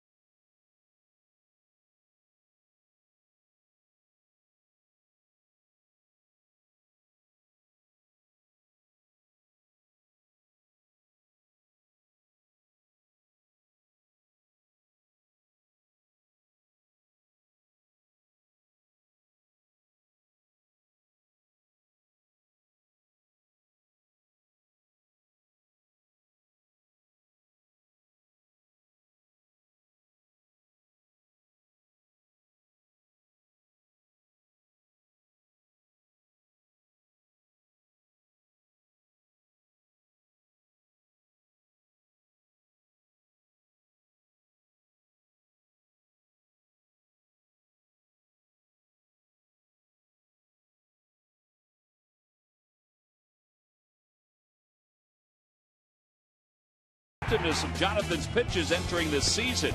He has not only been effective, but efficient as well, closing games in 1-2-3 fashion. And it's brought to you by Independence Blue Cross. Live fearless. Well, Smiley is around as the Fanatic was shooting some hot dogs off, and then he just left Smiley wandering around the playing field. He'll find his way off the field. It is a Hatfield Dollar Dog Night here tonight here at Citizens Bank Park. Smiley's no dummy. I should say. We go to the top of the sixth. It's 2-0. Phillies lead it. Troy Tulowitzki leads it off. Now it's hit back toward the middle, a base hit, so he's 2 for 3. Well, he's basically a machine this year with his offense. Well, again, first ball swinging, hunting for the fastball first pitch. All right, this is how he got left. The Fanatic is just saying, let's get off the field. And Smiley was just a little too slow.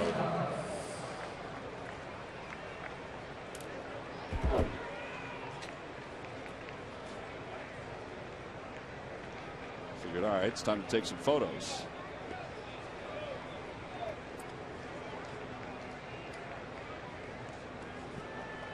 Carlos Gonzalez is the batter. Gonzalez is 0 for 1. He walked his first time up.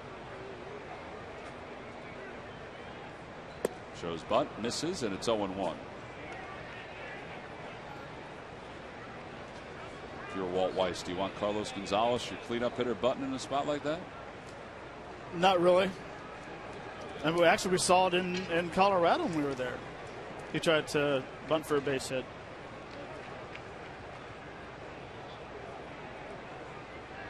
Gonzalez flied to left his last time up after walking. 1 ball and 1 strike to him.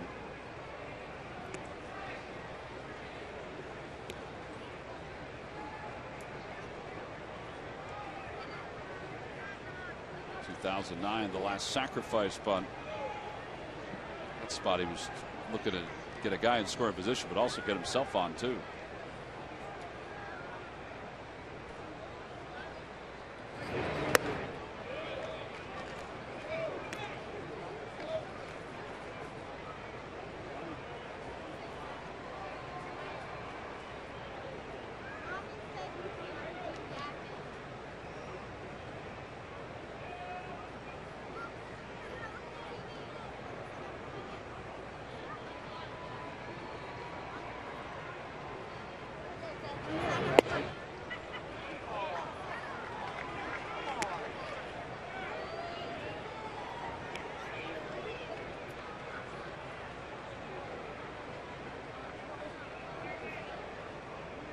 Gonna have to be careful with this 3-1 pitch here. Nobody out and runner at first. 3 balls, 1 strike to Gonzalez.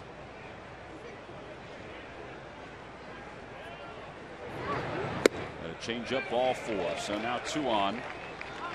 First time tonight the Rockies have gotten the first 2 batters aboard. Fans follow every Phillies game with MLB.com @bat on your favorite mobile phone or tablet. Get live look-ins, instant replay, scores, stats, audio, free MLB.tv game of the day, and much more. Download on the App Store. Visit Phillies.com today.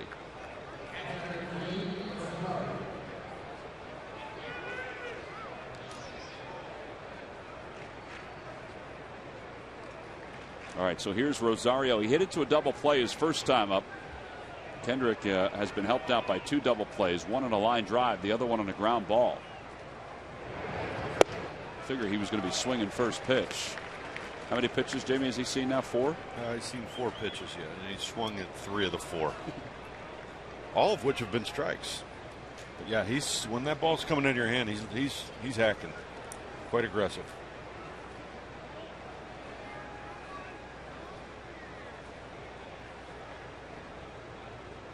Choking up on the bat a little bit here with the count 0-1.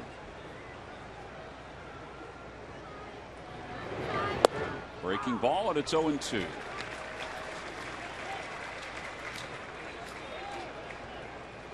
That was a good curveball right there. It's a very good curveball.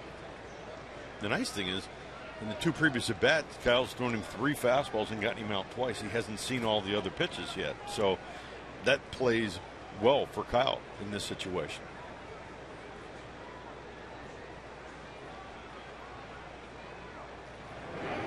Swing and a miss. He got him. That was almost a swing where the hitter was expecting something totally different than what he actually got. Most definitely. I mean, I think he was looking. I'm not sure what he was looking for, but it wasn't looking for that. It was just a fastball, a good hard fastball away, and he actually just threw the ball flat out by him. Oh, what a way. And now it's Justin Morneau, who has been on base twice. He walked his first time, singled his last time.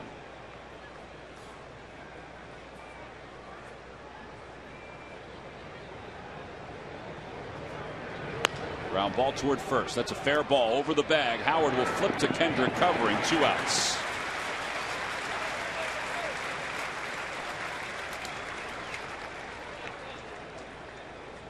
And now if he can get Rutledge, then he's going to do another Houdini act here today. Base runners each and every inning. It's just a nice off-speed pitch down and in to Morneau. Howard does a nice job coming over, but gives him a very nice feed. And as you can see, Kendrick plants his feet, turns around to make sure that Gonzalez is not trying to score from third base. Oh, I'm sorry, Tulowitzki. Yeah, in fact, that was well executed from that standpoint, because sometimes you forget about the guy. Well, and the other part of that, Ryan catches that ball in plenty of time. He shows Kyle the ball. So as Kyle's trying to find the bag, but Kyle can always see the baseball. It's not right. like he's hiding the ball in his glove and then quick flipping it to him. He showed it to him. He could actually track that ball. Rutledge swings at the first pitch, 0-1. Sometimes that's a tough ball to catch. If you're not running on the balls of your feet, if you're running on your heels, now he flips you that ball. That ball looks like it's bouncing in the air. So it's really important as a pitcher to get over there as quick as you can, find the bag, and start to slow yourself down as you get to the bag. So, we know where that bag is, but I also have to catch that ball, get to the bag, and like you said, Matt, make sure that runner's not going to try to score. Out of play, 0-2.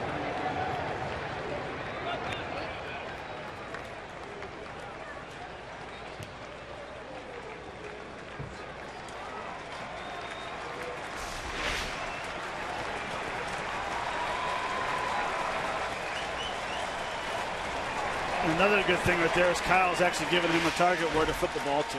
Instead of running there with the hands down the side. Yep. This is where I want it. This is where I feel comfortable.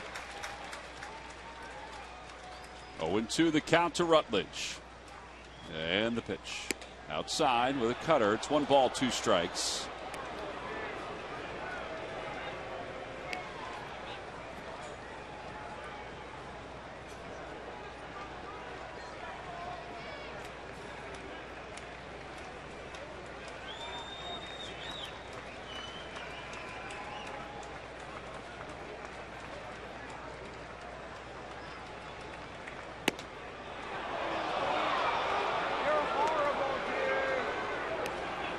Just missing, just off the plate.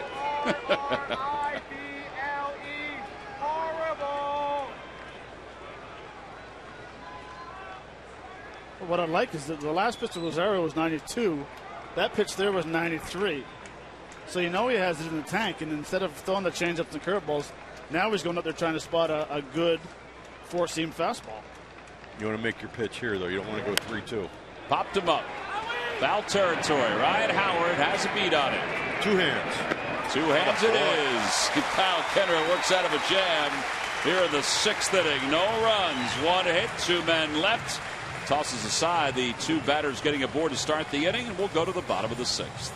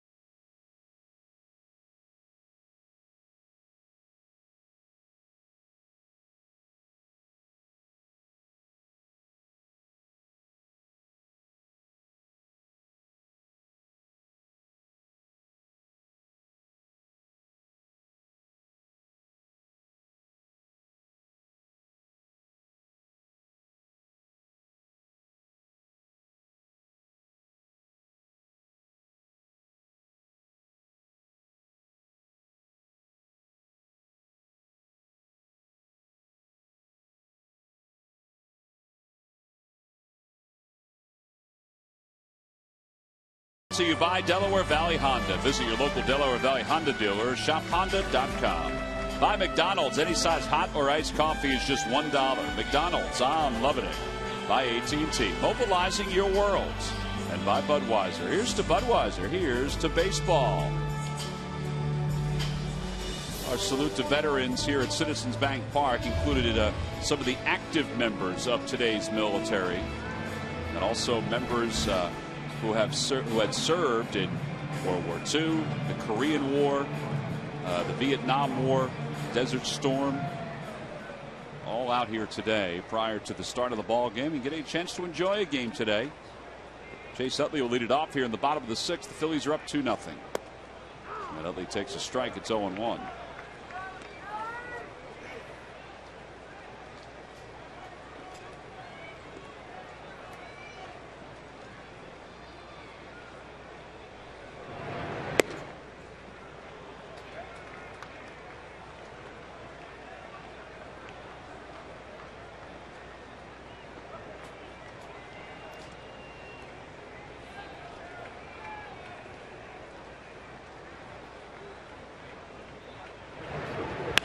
And Utley pulls it into right field, a base hit. Chase is now 2 for 3 in this ball game. Friday, May 30th, will the Phillies take on the Mets. It's Comcast Fanatic About Reading, a free Fanatic children's book for fans 14 and under. Tickets are available for all 5 games in that series, including Friday night's matchup between the Phils and the Mets. You can go to Phillies.com to purchase your tickets. Howard had an RBI single his last time up. He's 1 for 2. It ended an 0 for 17 slump for him.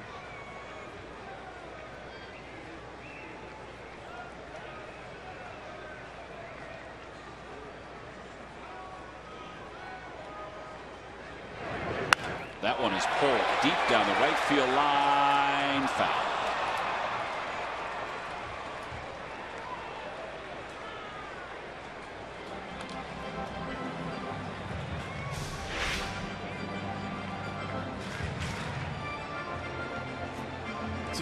He set up away for a pitch, and ball came back into the zone. And look at changeup or an off-speed pitch.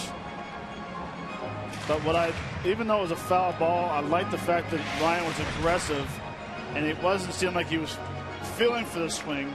He let it go through the zone with authority. Sometimes you feel for the swing like you just want to make contact.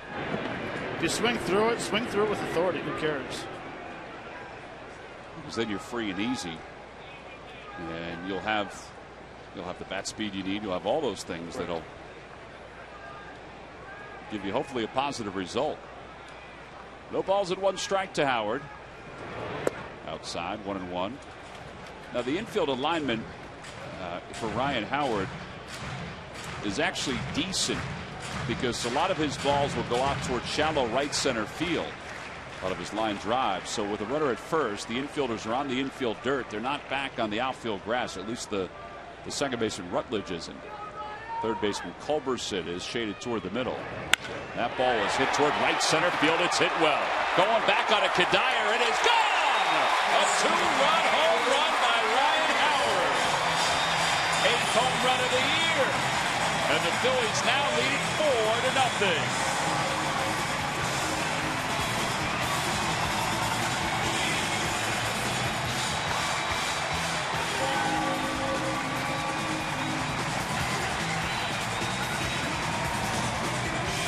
Well, that ball was a screamer off the bat of Ryan Howard.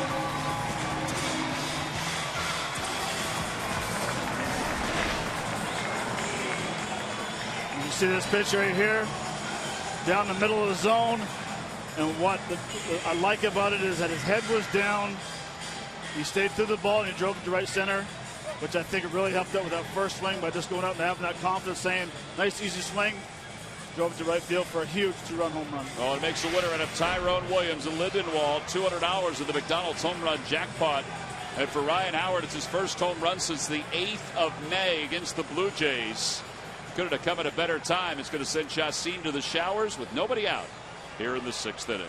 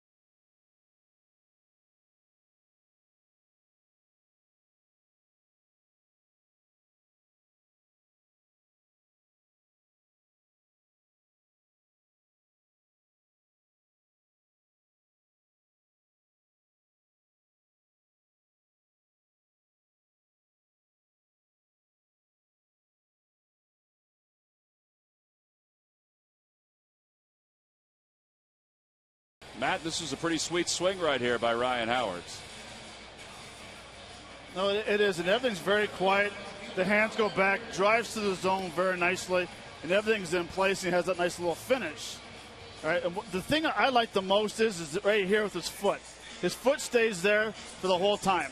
All right, now all of a sudden, he has this nice balance through here, all right, which he calls the little V, and the concentration level going down to the ball keeps you going through the ball a little longer, and you're not getting that hook swing.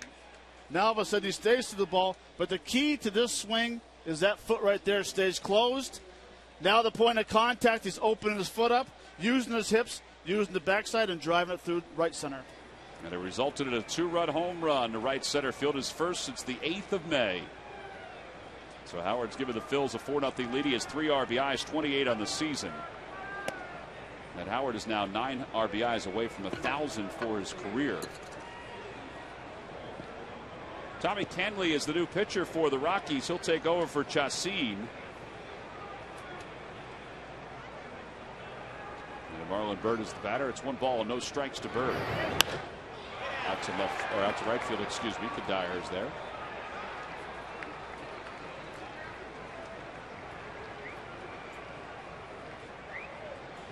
Well, for that home run by Ryan Howard, for each one hit by a Phillies batter this year, or pitcher for that matter, 1 tree will be planted by the Pennsylvania Horticultural Society as part of Home Runs for Trees, a partnership between the Phillies, PHS, and Aramark. Home Runs for Trees is part of a project to restore the region's tree coverage. Go to phillies.com/redgoesgreen for more information. Now Dominic Brown, who is 0 for 1. 1 ball and no strikes to Brown.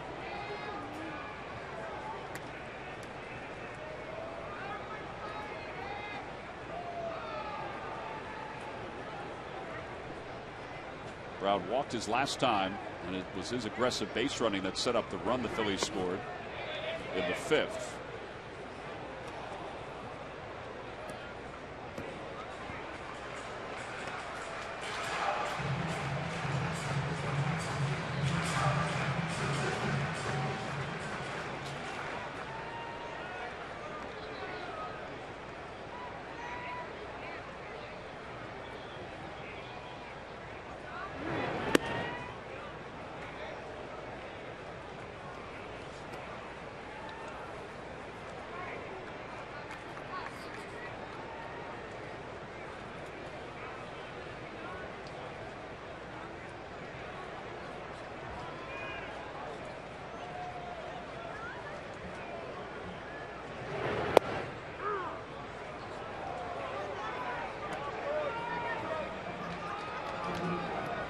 Canley with an ERA of 2.36.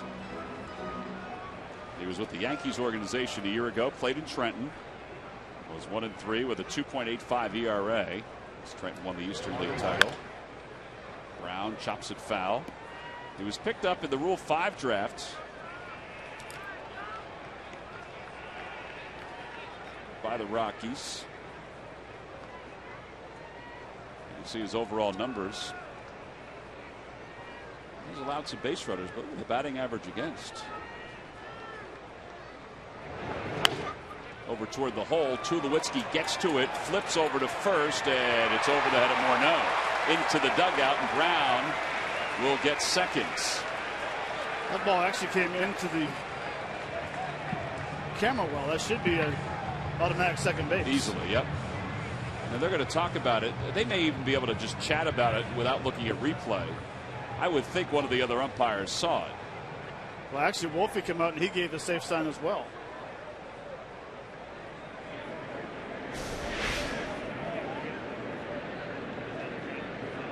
Boy, that ball just sailed.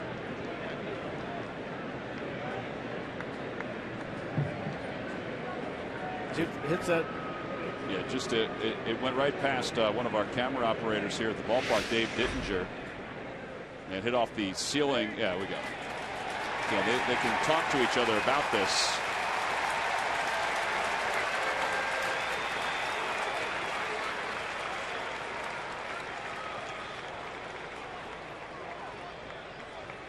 All right, so Dominic Brown is aboard on an infield hit and then goes to second base on the first error of the year by Troy Tulowitzki.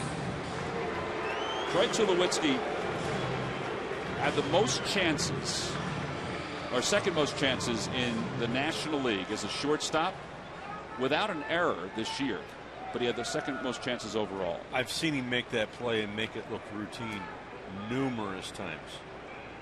I mean, that's a very difficult play. That jump throw that he just did, he's very good at that play. I was really surprised at that throw that he made, unless he didn't have a good grip on the ball.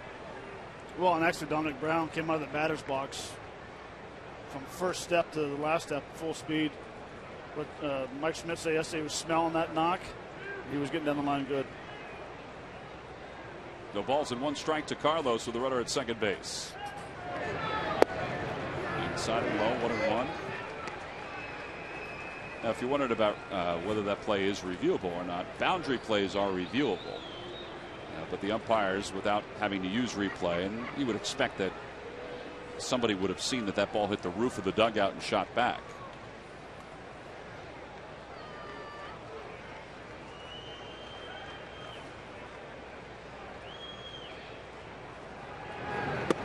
Inside, 2-1. Or at least you would hope. You would have hoped, yeah. But then the other night when that ball fouled off the foot of Puig, they didn't see it. True. But that was not reviewable. Until next year. I would think so. I'm making a call. Write it down, everybody. Way to go out on a limb, man. I like that. I can go on a limb on that one, but I'm not calling Ben Rivera home run. You really got to pick your spot for that one.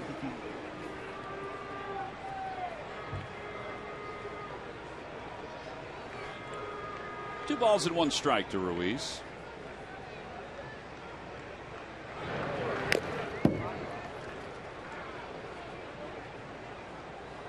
Foul ball off the mask of Rosario.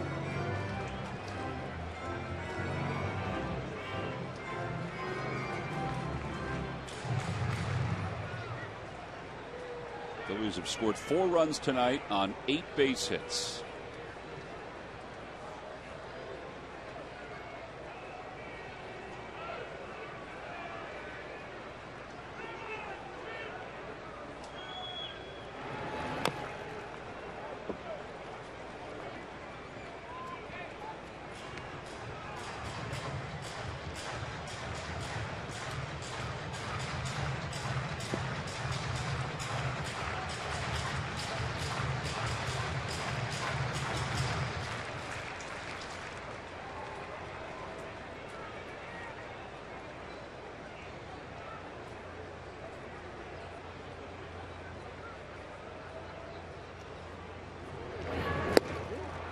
Now there are 2 outs as Ruiz is struck out. And Cesar Hernandez is coming up. What Phillies sports topic are you fired up about? Well, tweet at PST on CSN. And Michael Barkan could discuss your tweet on Philly Sports Talk, presented by Comcast Business. Weeknights at 5 on Comcast Sportsnet. Tommy Kenley on in relief of Chacin here in the 6th inning. Chacin charged with 4 runs on 7 hits. In 5+ innings of work. It's Cesar Hernandez, who was struck out twice. Chops that to third. Easy hop for Culberson, who was cheating in. Side is retired. So the Phillies settle for the 2 runs on the home run by Ryan Howard. That was nice to see. We'll go to the 7th inning on the heels of Howard's homer. That made it 4-0.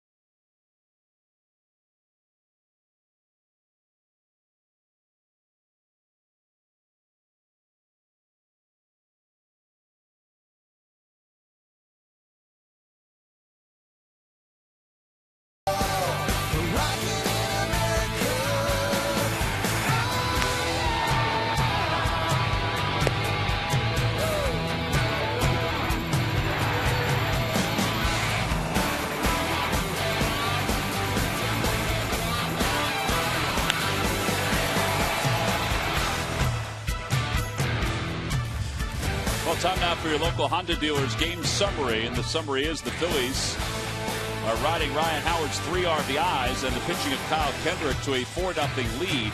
The Rockies have helped. They're 0 for 7 with runners in scoring position. But Kendrick has worked himself out of a few jams throughout this ballgame. He's walked 4 in this game. Jamie, that's not something that Kyle usually does, walking, let's say, 4 batters in a ballgame. No, he's usually not walking guys, a whole lot of guys. And usually when you are walking guys, the results aren't there. And you're right, Tom. He has been able to work out of some jams. You get a double play early in the game. He's had the right situations up when he's been in the jams, and he's made some good pitches. And then the Phillies have had timely hitting. So Kendrick will face the bottom of the order. It's Culberson to start, and then Canley is scheduled to hit after him. Mike Adams is up in the bullpen for the Phillies.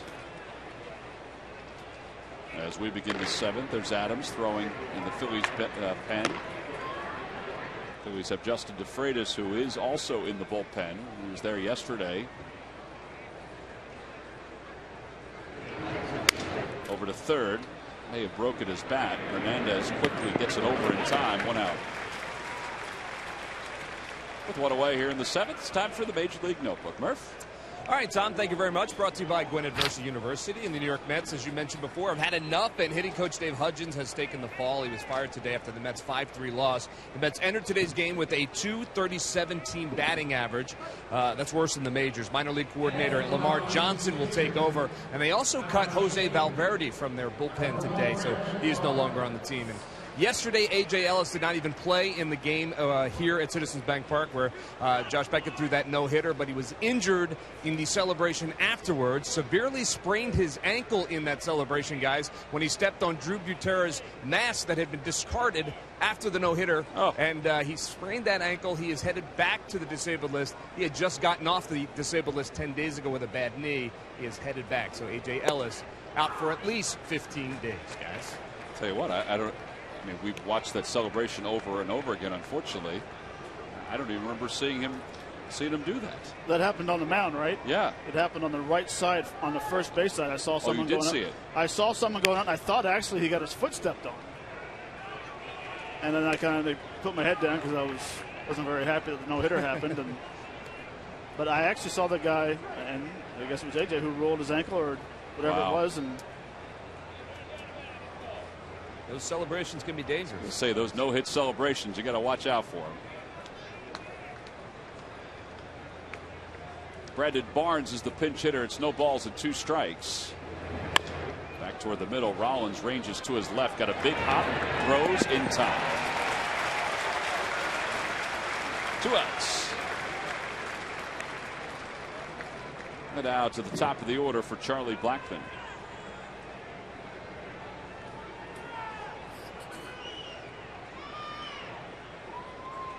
Blackmon is 1 for 3 in this ball game. He is singled. He's also flied to left and popped to short. Throw something at you for today for Kyle, and really nice positive. He's faced 27 hitters. He's thrown 22 first pitch strikes. And for him to be efficient, that's what he needs to do. It's not easy to do, but it takes him where he needs to be. Well, part of that, he has 5 outs today, recorded on 1 pitch. 5 times the Rockies hitters have swung at the first pitch for an out. Look, he's a contact pitcher. He has to pitch to contact. But it's contact on his terms, not the hitter's terms. Trying to end a 10-game losing streak. And the Phillies have won some games during the stretch where Kyle has not picked up a victory. His last win was back on August 6th of 2013. Last year the Phillies in the last 7 games were 2-5 in which Kyle pitched. He was 0-5. 3 balls and no strikes. Here it looks at kind of getting underneath the ball. It's kind of running. He's lost a little bit of that sink. Needs to get out in front of it, release that ball out in front, and just let it work to the bottom of the zone.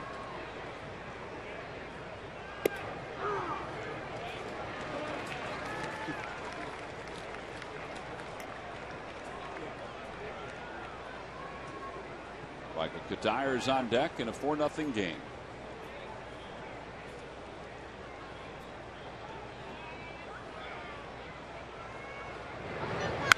Back toward the middle, another base hit for Blackmon. And he's 2 for 4. 6 hits now for the Rockies. These lucky fans are tonight's Citizen 7. They will receive a prize pack courtesy of Citizens Bank. Citizens Bank. Good banking is simple, clear, and personal, and that's helping you bank better. Good banking is good citizenship. Looks like Ryan Sandberg is going to make a double switch. Dominic Brown is coming out. Tony Gwynn Jr. is going to go in. So with 93 pitches under his belt, Kendrick's day is done after 6 2/3. With Michael Kadire due up, they've decided to go to the bullpen and bring in Mike Adams. So Kyle is in line right now to get the win. That's a good thing. He hasn't picked up a victory since the 6th of August last year. But he's got a 4-0 lead. The runner at first is his responsibility. And he gets a nice round of applause as he heads off the field here at Citizens Bank Park.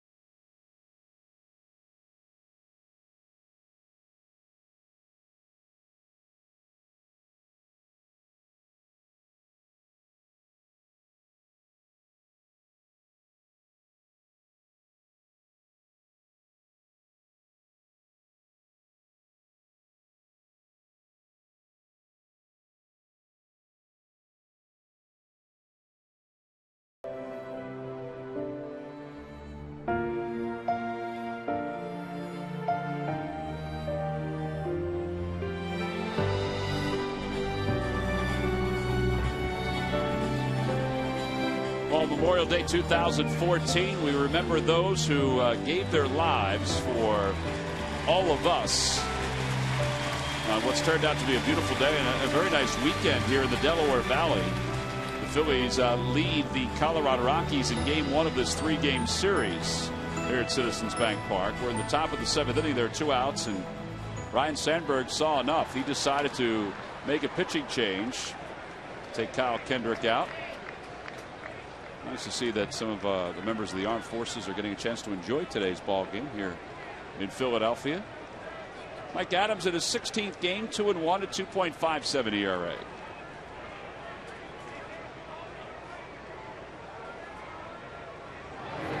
First pitch is over. It's 0-1.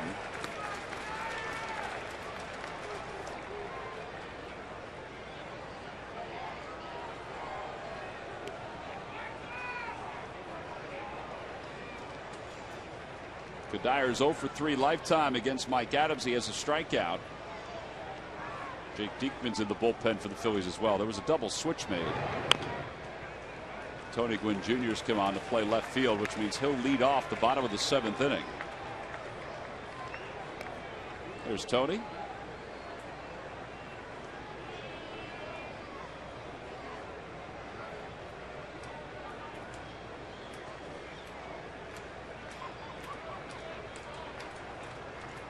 No balls, 2 strikes.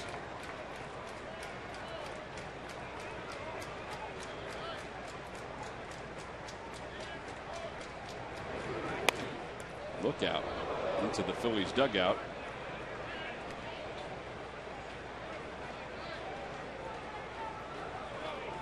There's Diekman.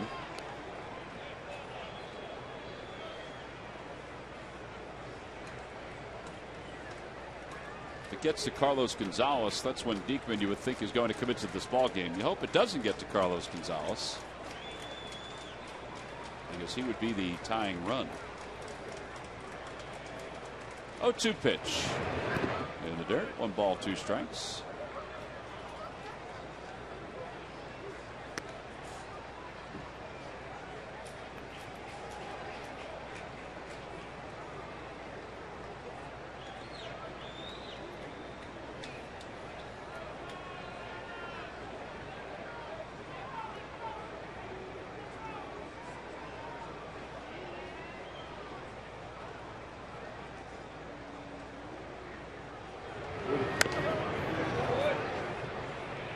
Every time the Phillies pitchers retire, the opposition 1-2-3. Comcast will make a contribution to Phillies charities.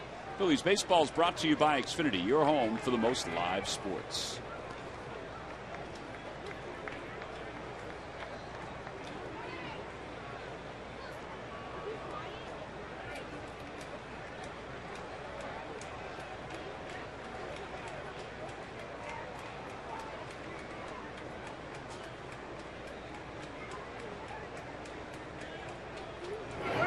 Back toward the middle, over the hand of Adams, picked up and then bobbled by Utley, and everybody's safe.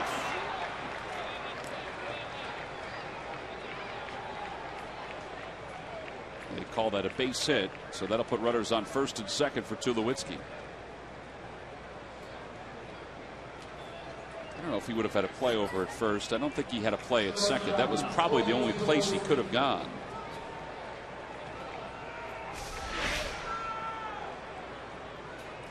Slider, cutter. Adams tries to bare hand. I don't know. That would have been a close play. It looked like Kadire might have been about halfway when that ball hit Chase's glove. You could see his feet in the top part of the screen. Would have been a close play. Kadire doesn't run that great. That's a long throw for Chase, moving away, going away from the first base bag. Well, now Tulowitzki will be up with 2 runners on and 2 outs. The Rockies have left 8 so far. They're 0 for 7 with runners in scoring position today. 0-1.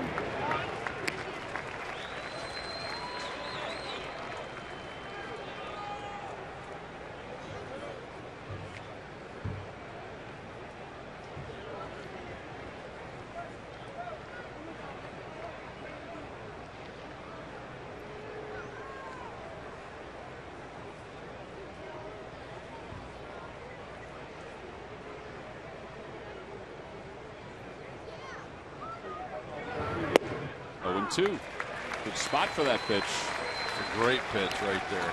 After that little cutter slider away, came back with a sinker that was down. Right on the black in the outside corner. Now start a cutter the exact same spot. Just have it go off about 4 or 5 inches off the plate. Get him to see if he'll fish for it. Others take their lead. No balls and 2 strikes. And the pitch from Adams. High, 1-2. Decided to go back with a fastball. He probably still could throw that cutter here.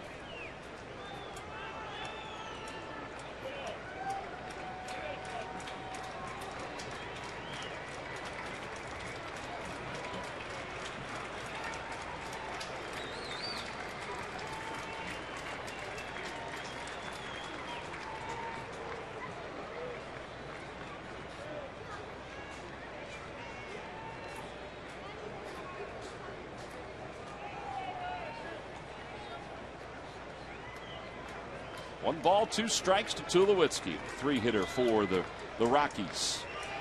And everybody has to go back to their positions, even though it looked pretty close. It was called a ball, 2-2. Jim Wolf thought it was just off the black.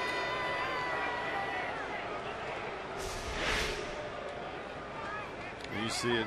I'll tell you what, it looks like that same sinker he threw earlier in the at-bat.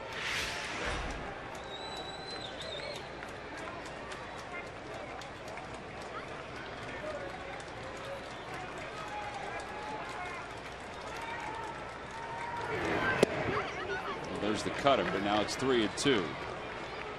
So the runners will be off with 2 outs. The count 3 balls and 2 strikes. Adams on in relief of Kyle Kendrick, who went 6 2/3 here this afternoon. He allowed 6 hits and walked 4. Carlos Gonzalez is on deck. Jake Diekman will probably be brought in for Gonzalez.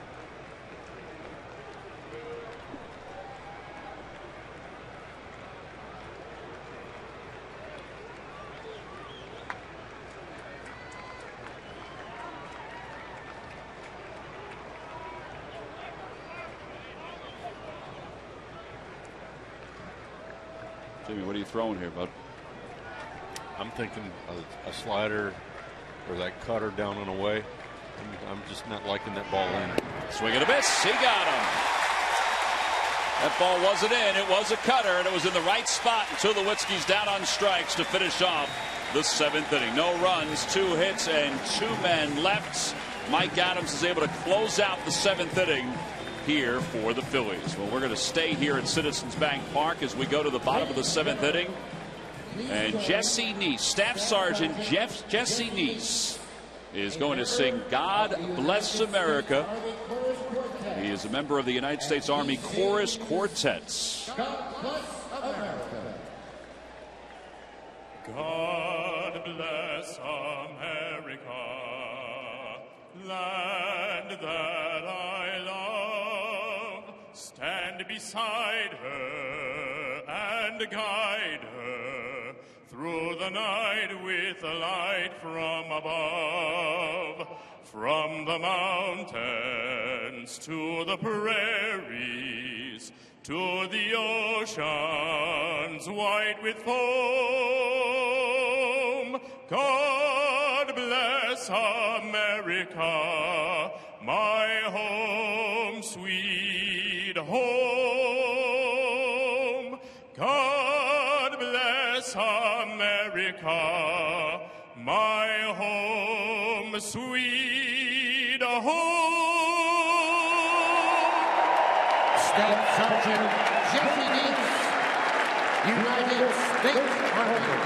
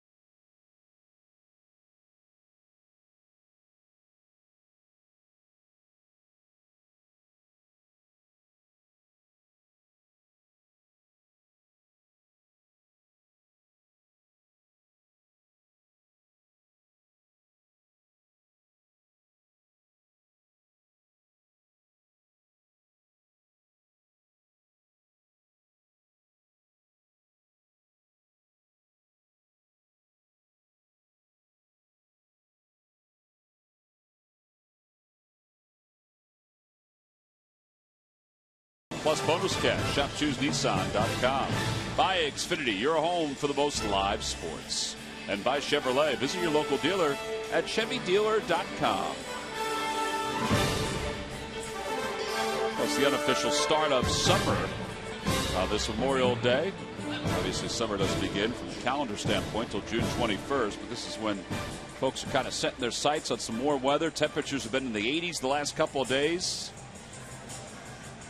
It sure has felt like summer here, hasn't it? Absolutely. Well, you went to a barbecue yesterday. I did. Up around Souderton, went to some friends and some chicken on the grill. Great day. Cody Gwynn will start things off against Nick Massett. First pitch is outside, 1 ball and no strikes. you have any ice cream today, Jamie? I did. 1 ball, no strikes to Gwynn.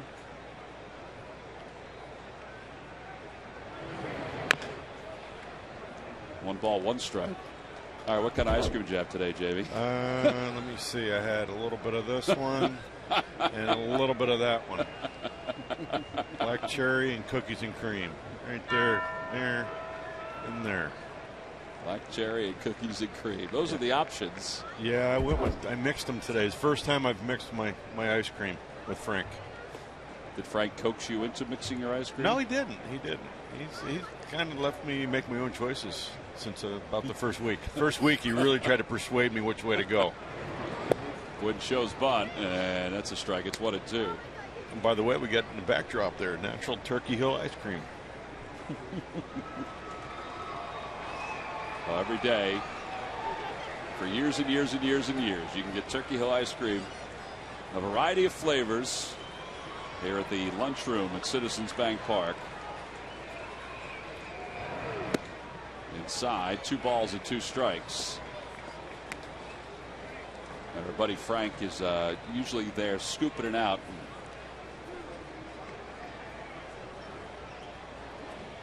He does a great job with that, by the way. Yeah, he does a great job. He drums up business. Oh, yeah, and you never get cheated. Nope. 3 balls and 2 strikes.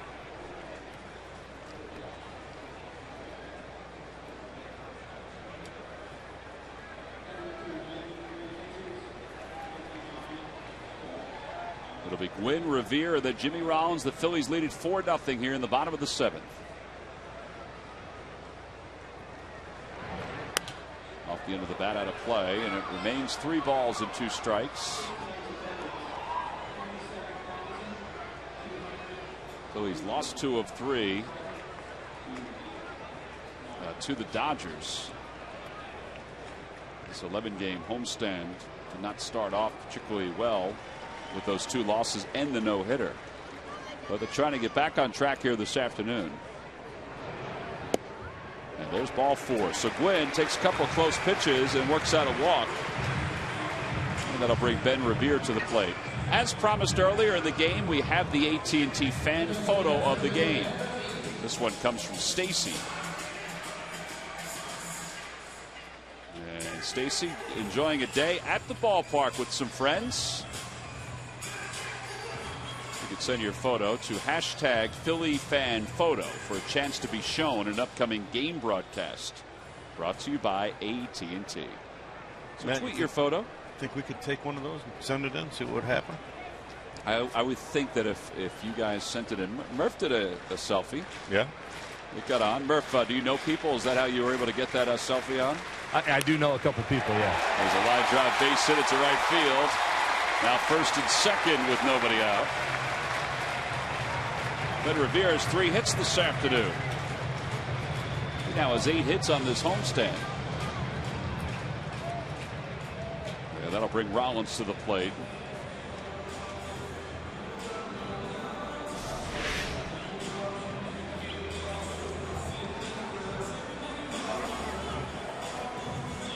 He's got the timing down on that swing. He does, and a lot has to do with his lower half right now. Earlier it seemed like when he was getting that loaded position, he was going on that back leg, and he was coming up out of the position, so his head was moving. Now it seems like he's getting back, sitting back there, recognizing the pitch, and going towards the pitcher instead of going up and then towards him. And also letting the ball get to him instead of going out after the ball. And you saw his eyes right on the contact point. Rollins takes low and in 1 ball, no strikes.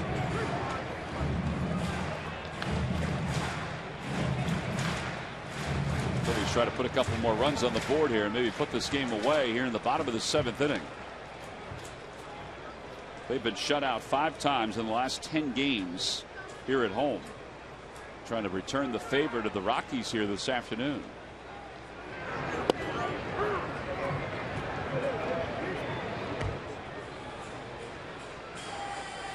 Rex Brothers in the bullpen with Utley on deck and Howard set to follow him.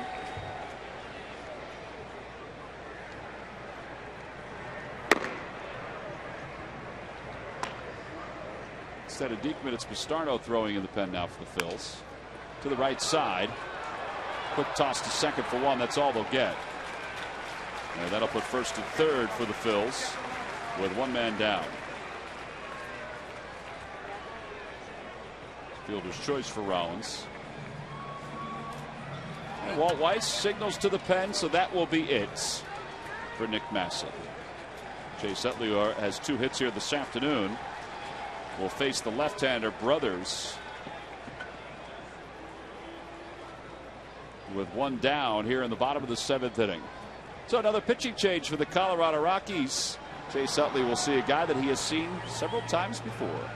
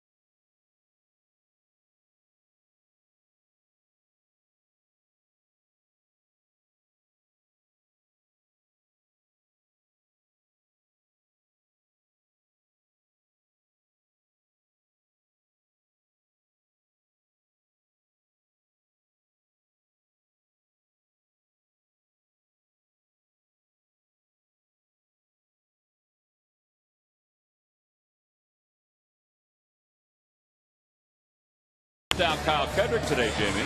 One was a line drive here in the first inning. It's a big help to Kyle, and then here you see Willing hitting to a ground ball double play. Wasn't hit that hard, but took a nice big hop for Jimmy, turned it to Chase, and turned a nice double play. 5 one-pitch outs today for Kyle Kendrick. He wound up going 6 in 2/3 innings and allowed 6 hits. Folks are enjoying a little fanatic dancing and fan dancing up on the big board as Rex Brothers warms up. Brothers 2-2 at 2.49 ERA. There's another kid that's come through the Rockies organization with a big arm. He's got a 90 to 94 mile-an-hour fastball and a very good slider. Has a changeup, but I don't know that he uses it a great deal. Well, see what the numbers are for Utley against left-handers. Outside, 1 ball, no strikes. I mentioned that Utley has faced Brothers before. He's 2 for 5 against him with 2 runs batted in.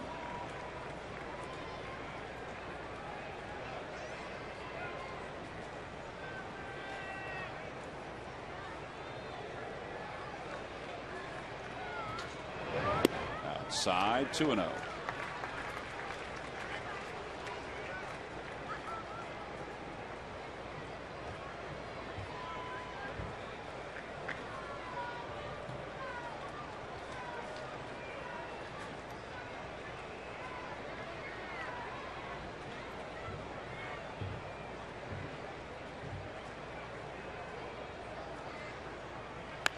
Down the right field line, hooking toward the pole. It is up the base of the scoreboard. Gwynn will score. Rollins stops at third. An RBI double for Chase Utley. 5-0 Phillies on top. And that is the 21st double of the year already for Chase.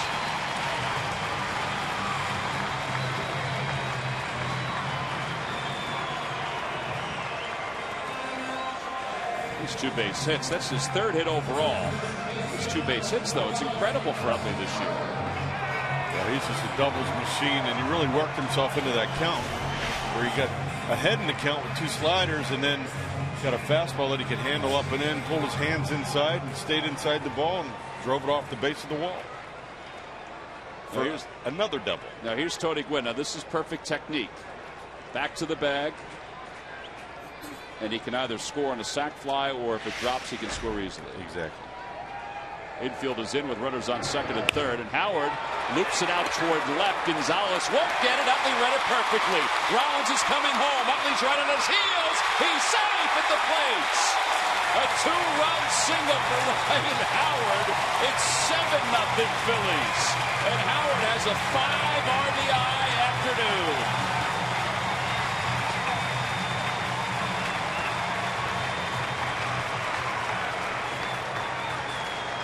Well, so much for lefty on lefty. The 2 left-handers have come up with 3 RBIs.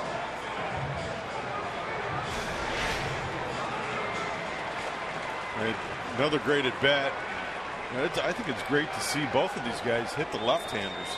It's really, really important, and especially the first game of the series. It's going to put these guys, set these guys back. But Chase gets a great jump and a great read, and he's right on Jimmy's heels. Marlon Byrd fouls one down the left field line. 0-1.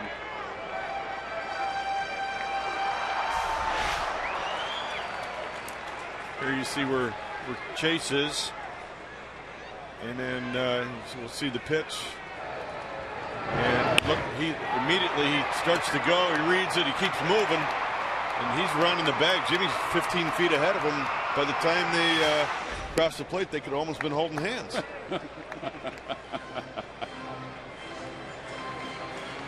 Great read. It was right in front of him, but it was a great read. So Ryan Howard has 5 RBIs here this afternoon. It's 7-0 Phillies on top. A liner to right. Kadire makes the catch. 2 outs.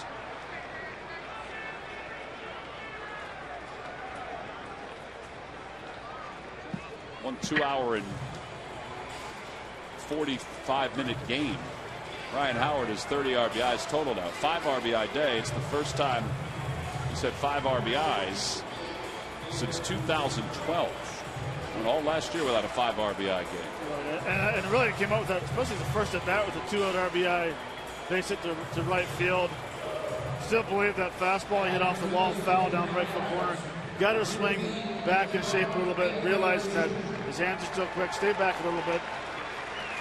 And you got the smart hit to left field off the left-hander. Now John Mayberry will pitch hit for Dominic Brown, or excuse me, pitch hit for the pitcher. And Dominic Brown's original spot in the order. Oh, and it's good to see Ryan hit the ball to all fields tonight. Even when he made his out in the first, he hit it to center field. But he's using the whole ballpark.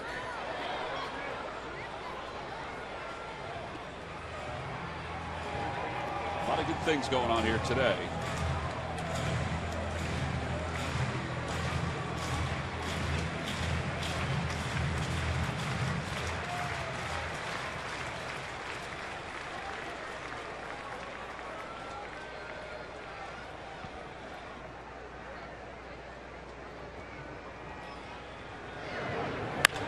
Down the right field line, and it will slice foul.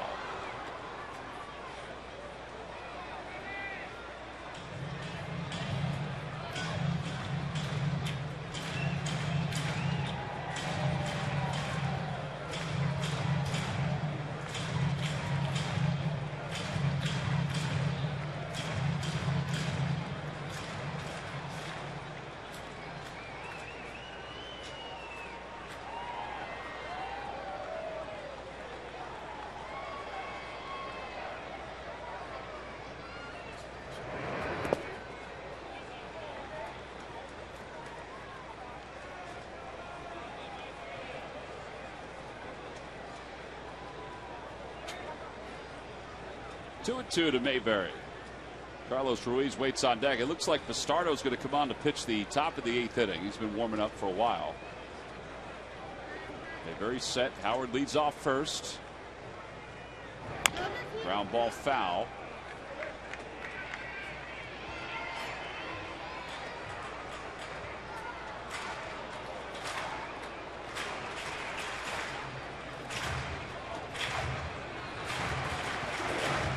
Phillies no hit yesterday, taking their frustration out on the Rockies here today with 11 hits.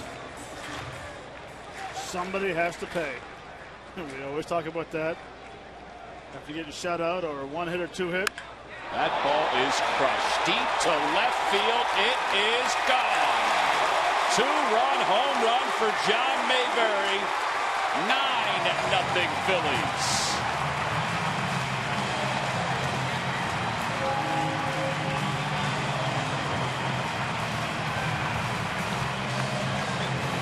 That's his second pitch-hit home run of the year.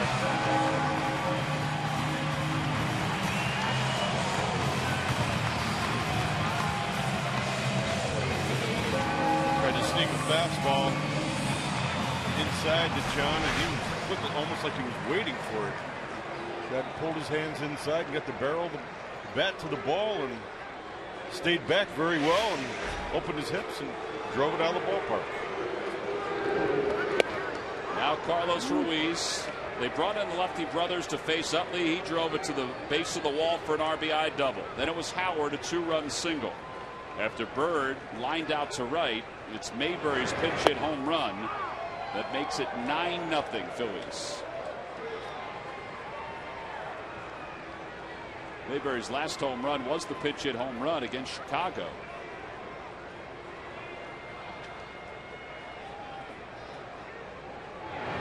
Swing and a miss. Ruiz is struck out. Side is retired. But the Phillies sent 8 men to the plate. Well, yesterday was a very disappointing day, but for today, the offense has woken up. 9 runs on 12 hits. It's a big 7th inning.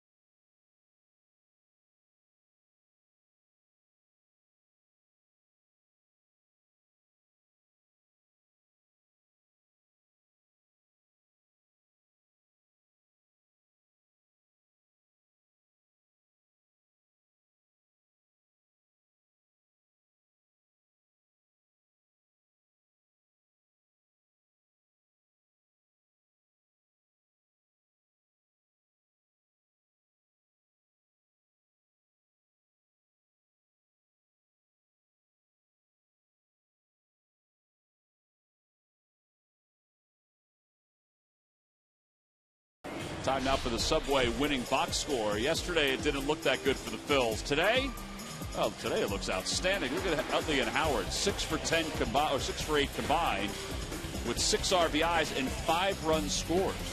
Yeah, and every at bat so far they've had a quality at bat, and it all starts by Ben getting on base, setting the tone, and letting the middle of the order go out there and try to do the damage. Yeah, that's a good point. I mean, Ben Revere 3 for 4 today.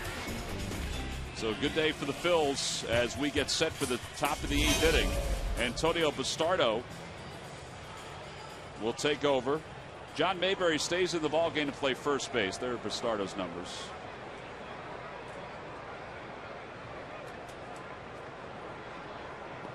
And it'll be Carlos Gonzalez, Willeen Rosario, and Justin Morneau for the Rockies here in the top of the 8th.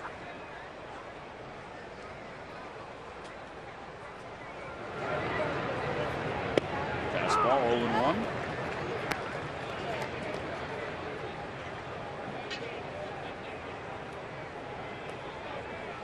And this has all kind of been set up by Kyle's performance tonight. It doesn't, you know, these hitters are coming to the plate not feeling pressure.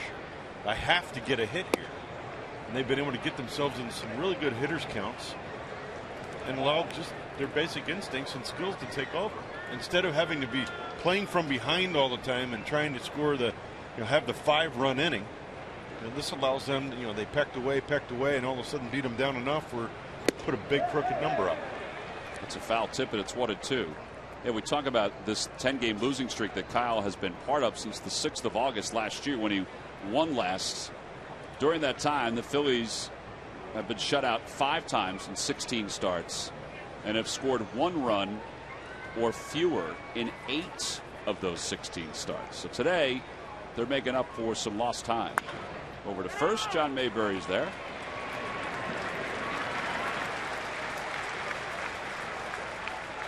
San Diego Padres will be here on Tuesday, June 10th. It's the Pico Chase Utley Bobble figurine, free to all fans. Wednesday is a 7:05 start. Thursday is a Citizens Bank business person special. Tickets can be purchased anytime for that series against the San Diego Padres by going to Phillies.com.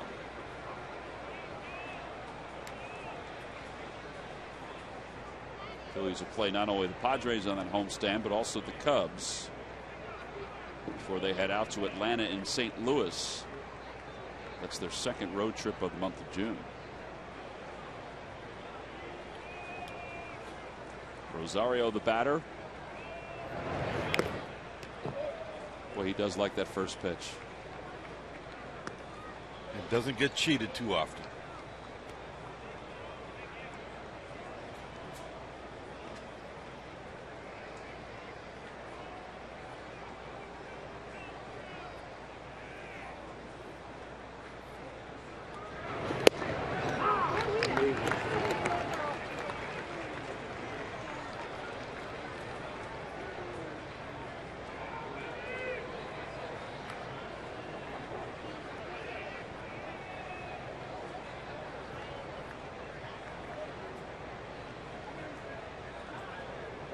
The 0-2 pitch coming to Rosario.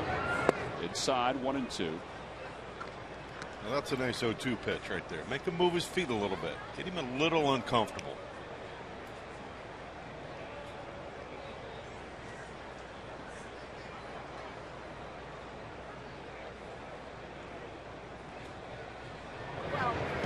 And he did get him on the breaking pitch. Rosario walking away. The tag is made. Strikeout for Bastardo. 2 up, 2 down for him.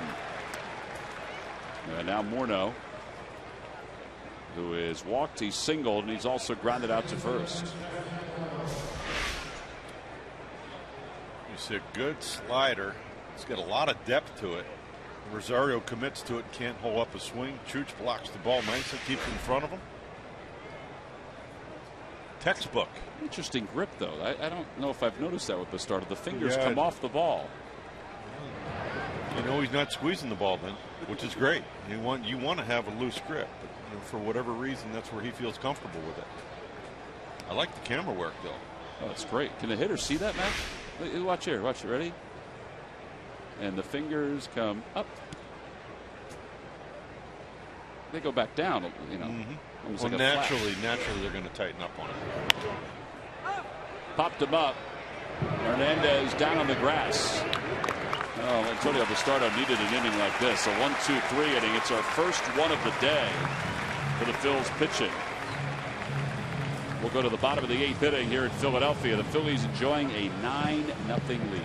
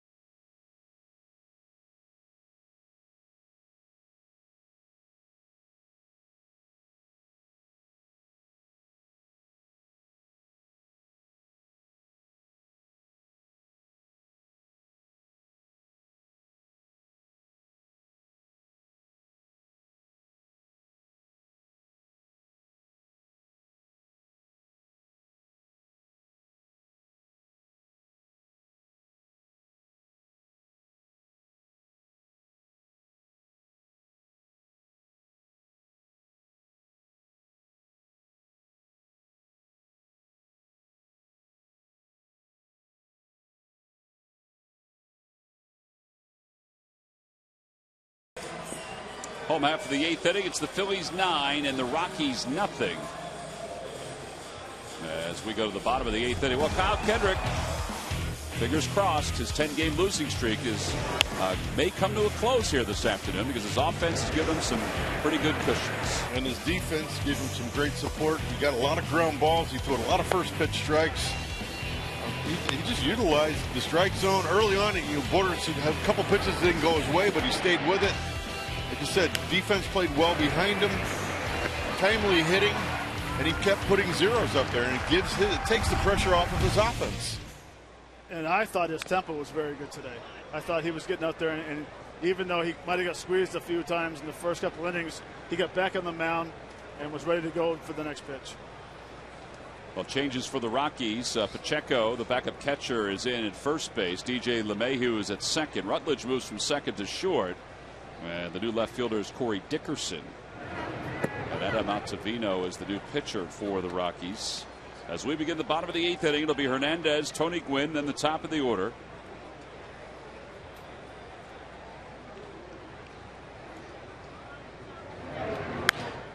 Out of play, 1 ball, 2 strikes. LeMahieu will bat third, Dickerson will bat fourth, and Pacheco will bat sixth. In case you're keeping score at home, Matt. I'm done. 1 ball, 2 strikes to Hernandez. That one's it sharply towards second. LeMahieu sprawling, has it, 1 away. Well, that's a tough luck out right there by Hernandez. He's now 0 for his last 15. It's probably the hardest ball he's hit.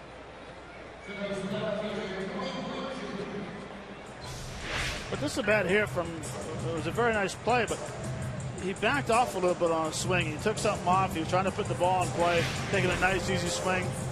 And unfortunately, there's always someone in that lineup who has the tough break, and it happened to be that play right there. Justin DeFreitas is warming in the bullpen for the Phils. Here's Tony Gwynn. Nice play by Rosario. He did not want that ball to go by him. He let it go by him the first time. It's the second time he got it, right? That's exactly right. He wanted to make up for the first time.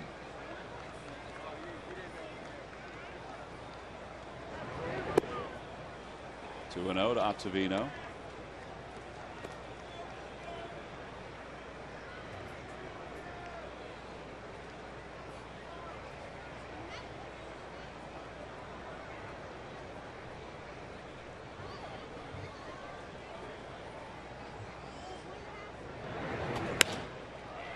Shallow left field. And Rutledge is out to make the one-handed catch. And 2 outs. And here comes Revere.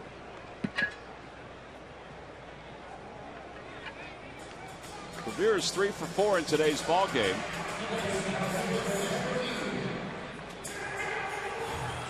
His average now at .293.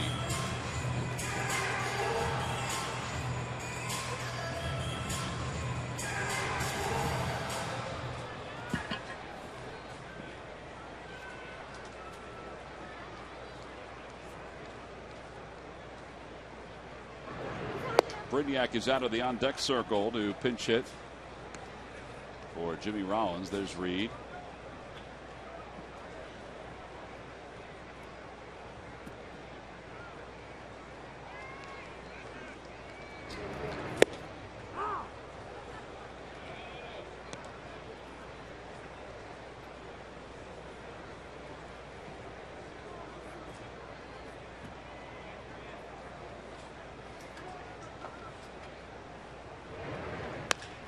Over to first. Pacheco will flip to Ottavino, covering just in time to get Revere, and the side is retired in order. Nothing across for the Phils. We go to the 9th inning. Justin DeFreitas will make his return to the big leagues when we come back.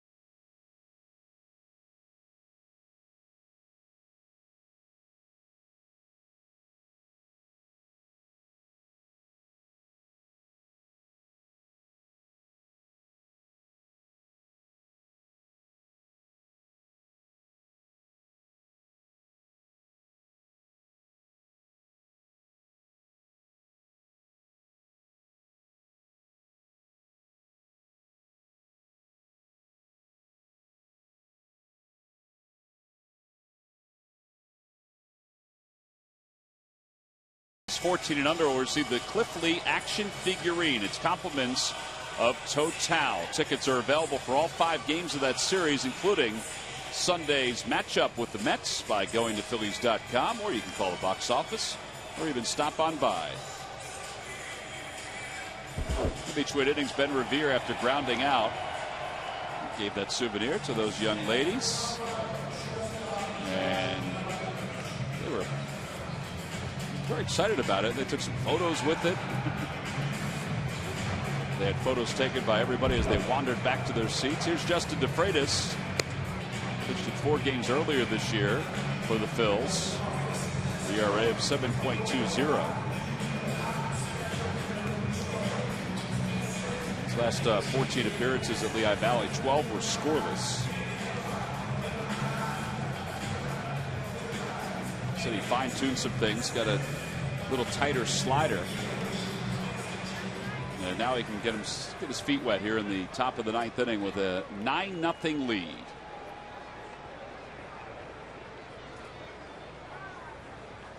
It'll be Rutledge to start it off.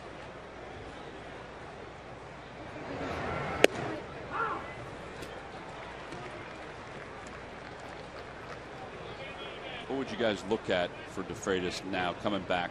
You know, we know he's got a decent fastball. Is it the secondary pitches for him and how effective he is with them? Most definitely. I think definitely getting ahead, which he did right there. And once you get ahead, you need to make quality. You need to continue to make quality pitches. And I think that's, you almost have to have that killer instinct. You get ahead, and then you ask for more, and you just make good pitches down in the zone, but you attack the zone. You don't back off, and you don't become passive. Well, he's ahead, no balls and 2 strikes. Rutledge today, you can see what he's done, 0 for 3. And now 1 ball, 2 strikes. And you saw there, Carlos asked for the ball he wanted in the dirt. He was looking for that ball, that slider down. And he pulled it off, and pulled it away from him a little bit, was off the plate. But Carlos has a plan here. I think they're going to come back at some point, either here or the next pitch, with a fastball.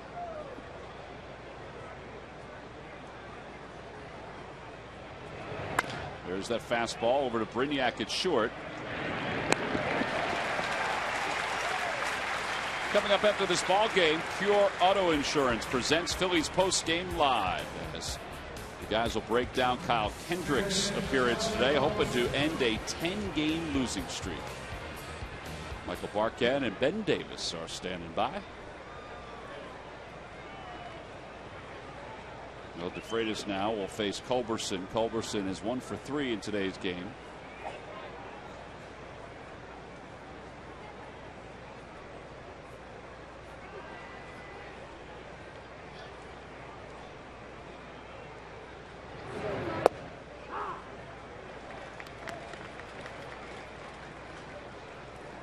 Kyle Kendrick with 6 2/3 today. Scattered 6 hits.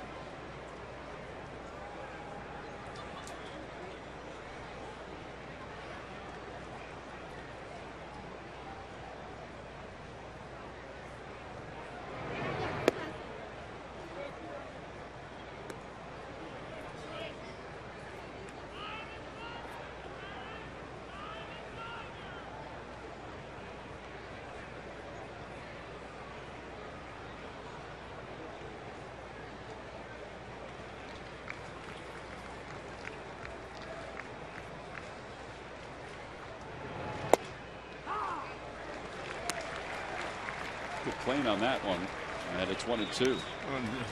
That's all he has to do, is just repeat his mechanics to be able to create that pitch. Nothing more. If you want to make it a better pitch, just move the location, but throw the same pitch. 1 ball, 2 strikes to Culberson. Swing and a miss. He got him. Back-to-back sliders. Phillies bullpen now has allowed 1 hit in 2 innings of relief so far.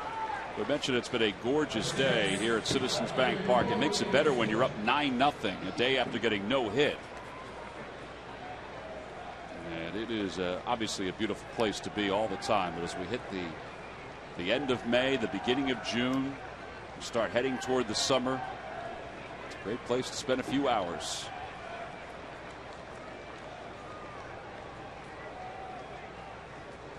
With 2 outs, here's Corey Dickerson. I mentioned the lineup changes before. They've adjusted them, obviously. We were originally told that Dickerson was batting 4th. He's here in the 9 hole. Those are his numbers. In 31 games, he's 25 for 71.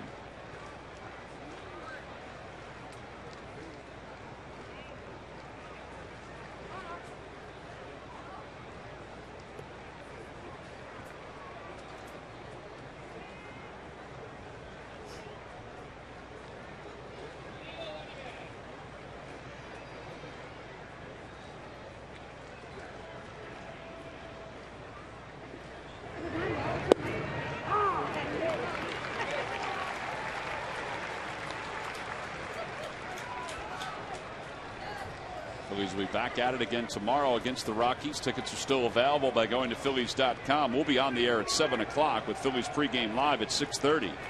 2 very good left-handers going at it tomorrow. Jorge De La Rosa for the Rockies and Cole Hamels for the Phillies.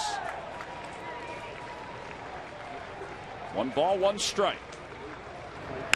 Fly ball, center field. Revere on the run, out toward the track, now to the wall, has room, makes the catch, and Kyle Kendrick's 10-game losing streak, which dates back to August of last year, is finally over as the Phillies have defeated the Rockies 9-0 here at Citizens Bank Park.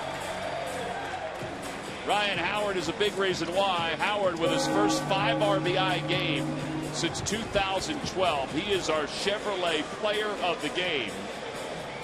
Boy, was that needed not only for the Phillies but for Ryan Howard to pick up all those RBIs and to provide an offensive spark. He and Utley combined 6 hits in 8 at-bats here this afternoon. Now, they had good at-bats, and it goes back to Ben getting on base, giving an opportunity for the pitcher to be out of the stretch.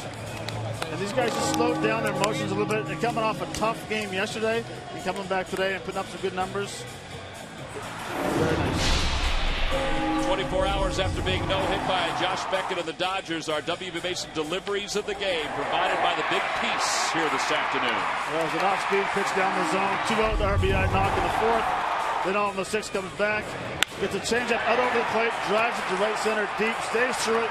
Uses the big part of the ballpark. Big home run, driving in 2, and then the 7th inning faced a left-hander. It's a fastball inside, fights it off to left field. Great read by Chase Utley at second base. Scores 2 more runs. RBI. Those are our W. Mason deliveries of the game. The guy that delivered it is down on the field with Murph. Murph? All right, thanks a lot, Tom. Yeah, well, I guess maybe, Ryan, sometimes the best thing about baseball, you have a day like yesterday, you get a chance to come right back out and do it again, and you guys certainly did that.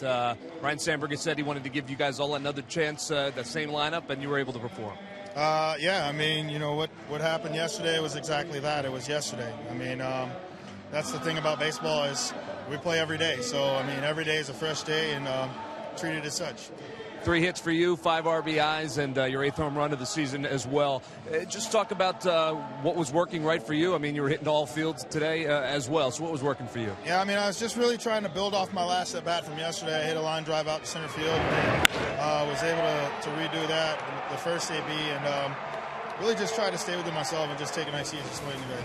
Well, the offense was real good today, but so was the pitching, and it started with Kyle Kendrick, who, you know, has been scuffling, looking for that first win, and he finally gets it today. I know you guys feel happy to be able to deliver that for him. Yeah, I mean, Kyle was on point today, had great tempo out there on the mound, and, you know, was able to locate his pitches, and got a couple key double plays early on in the game, and, you know, that's what we needed him to do.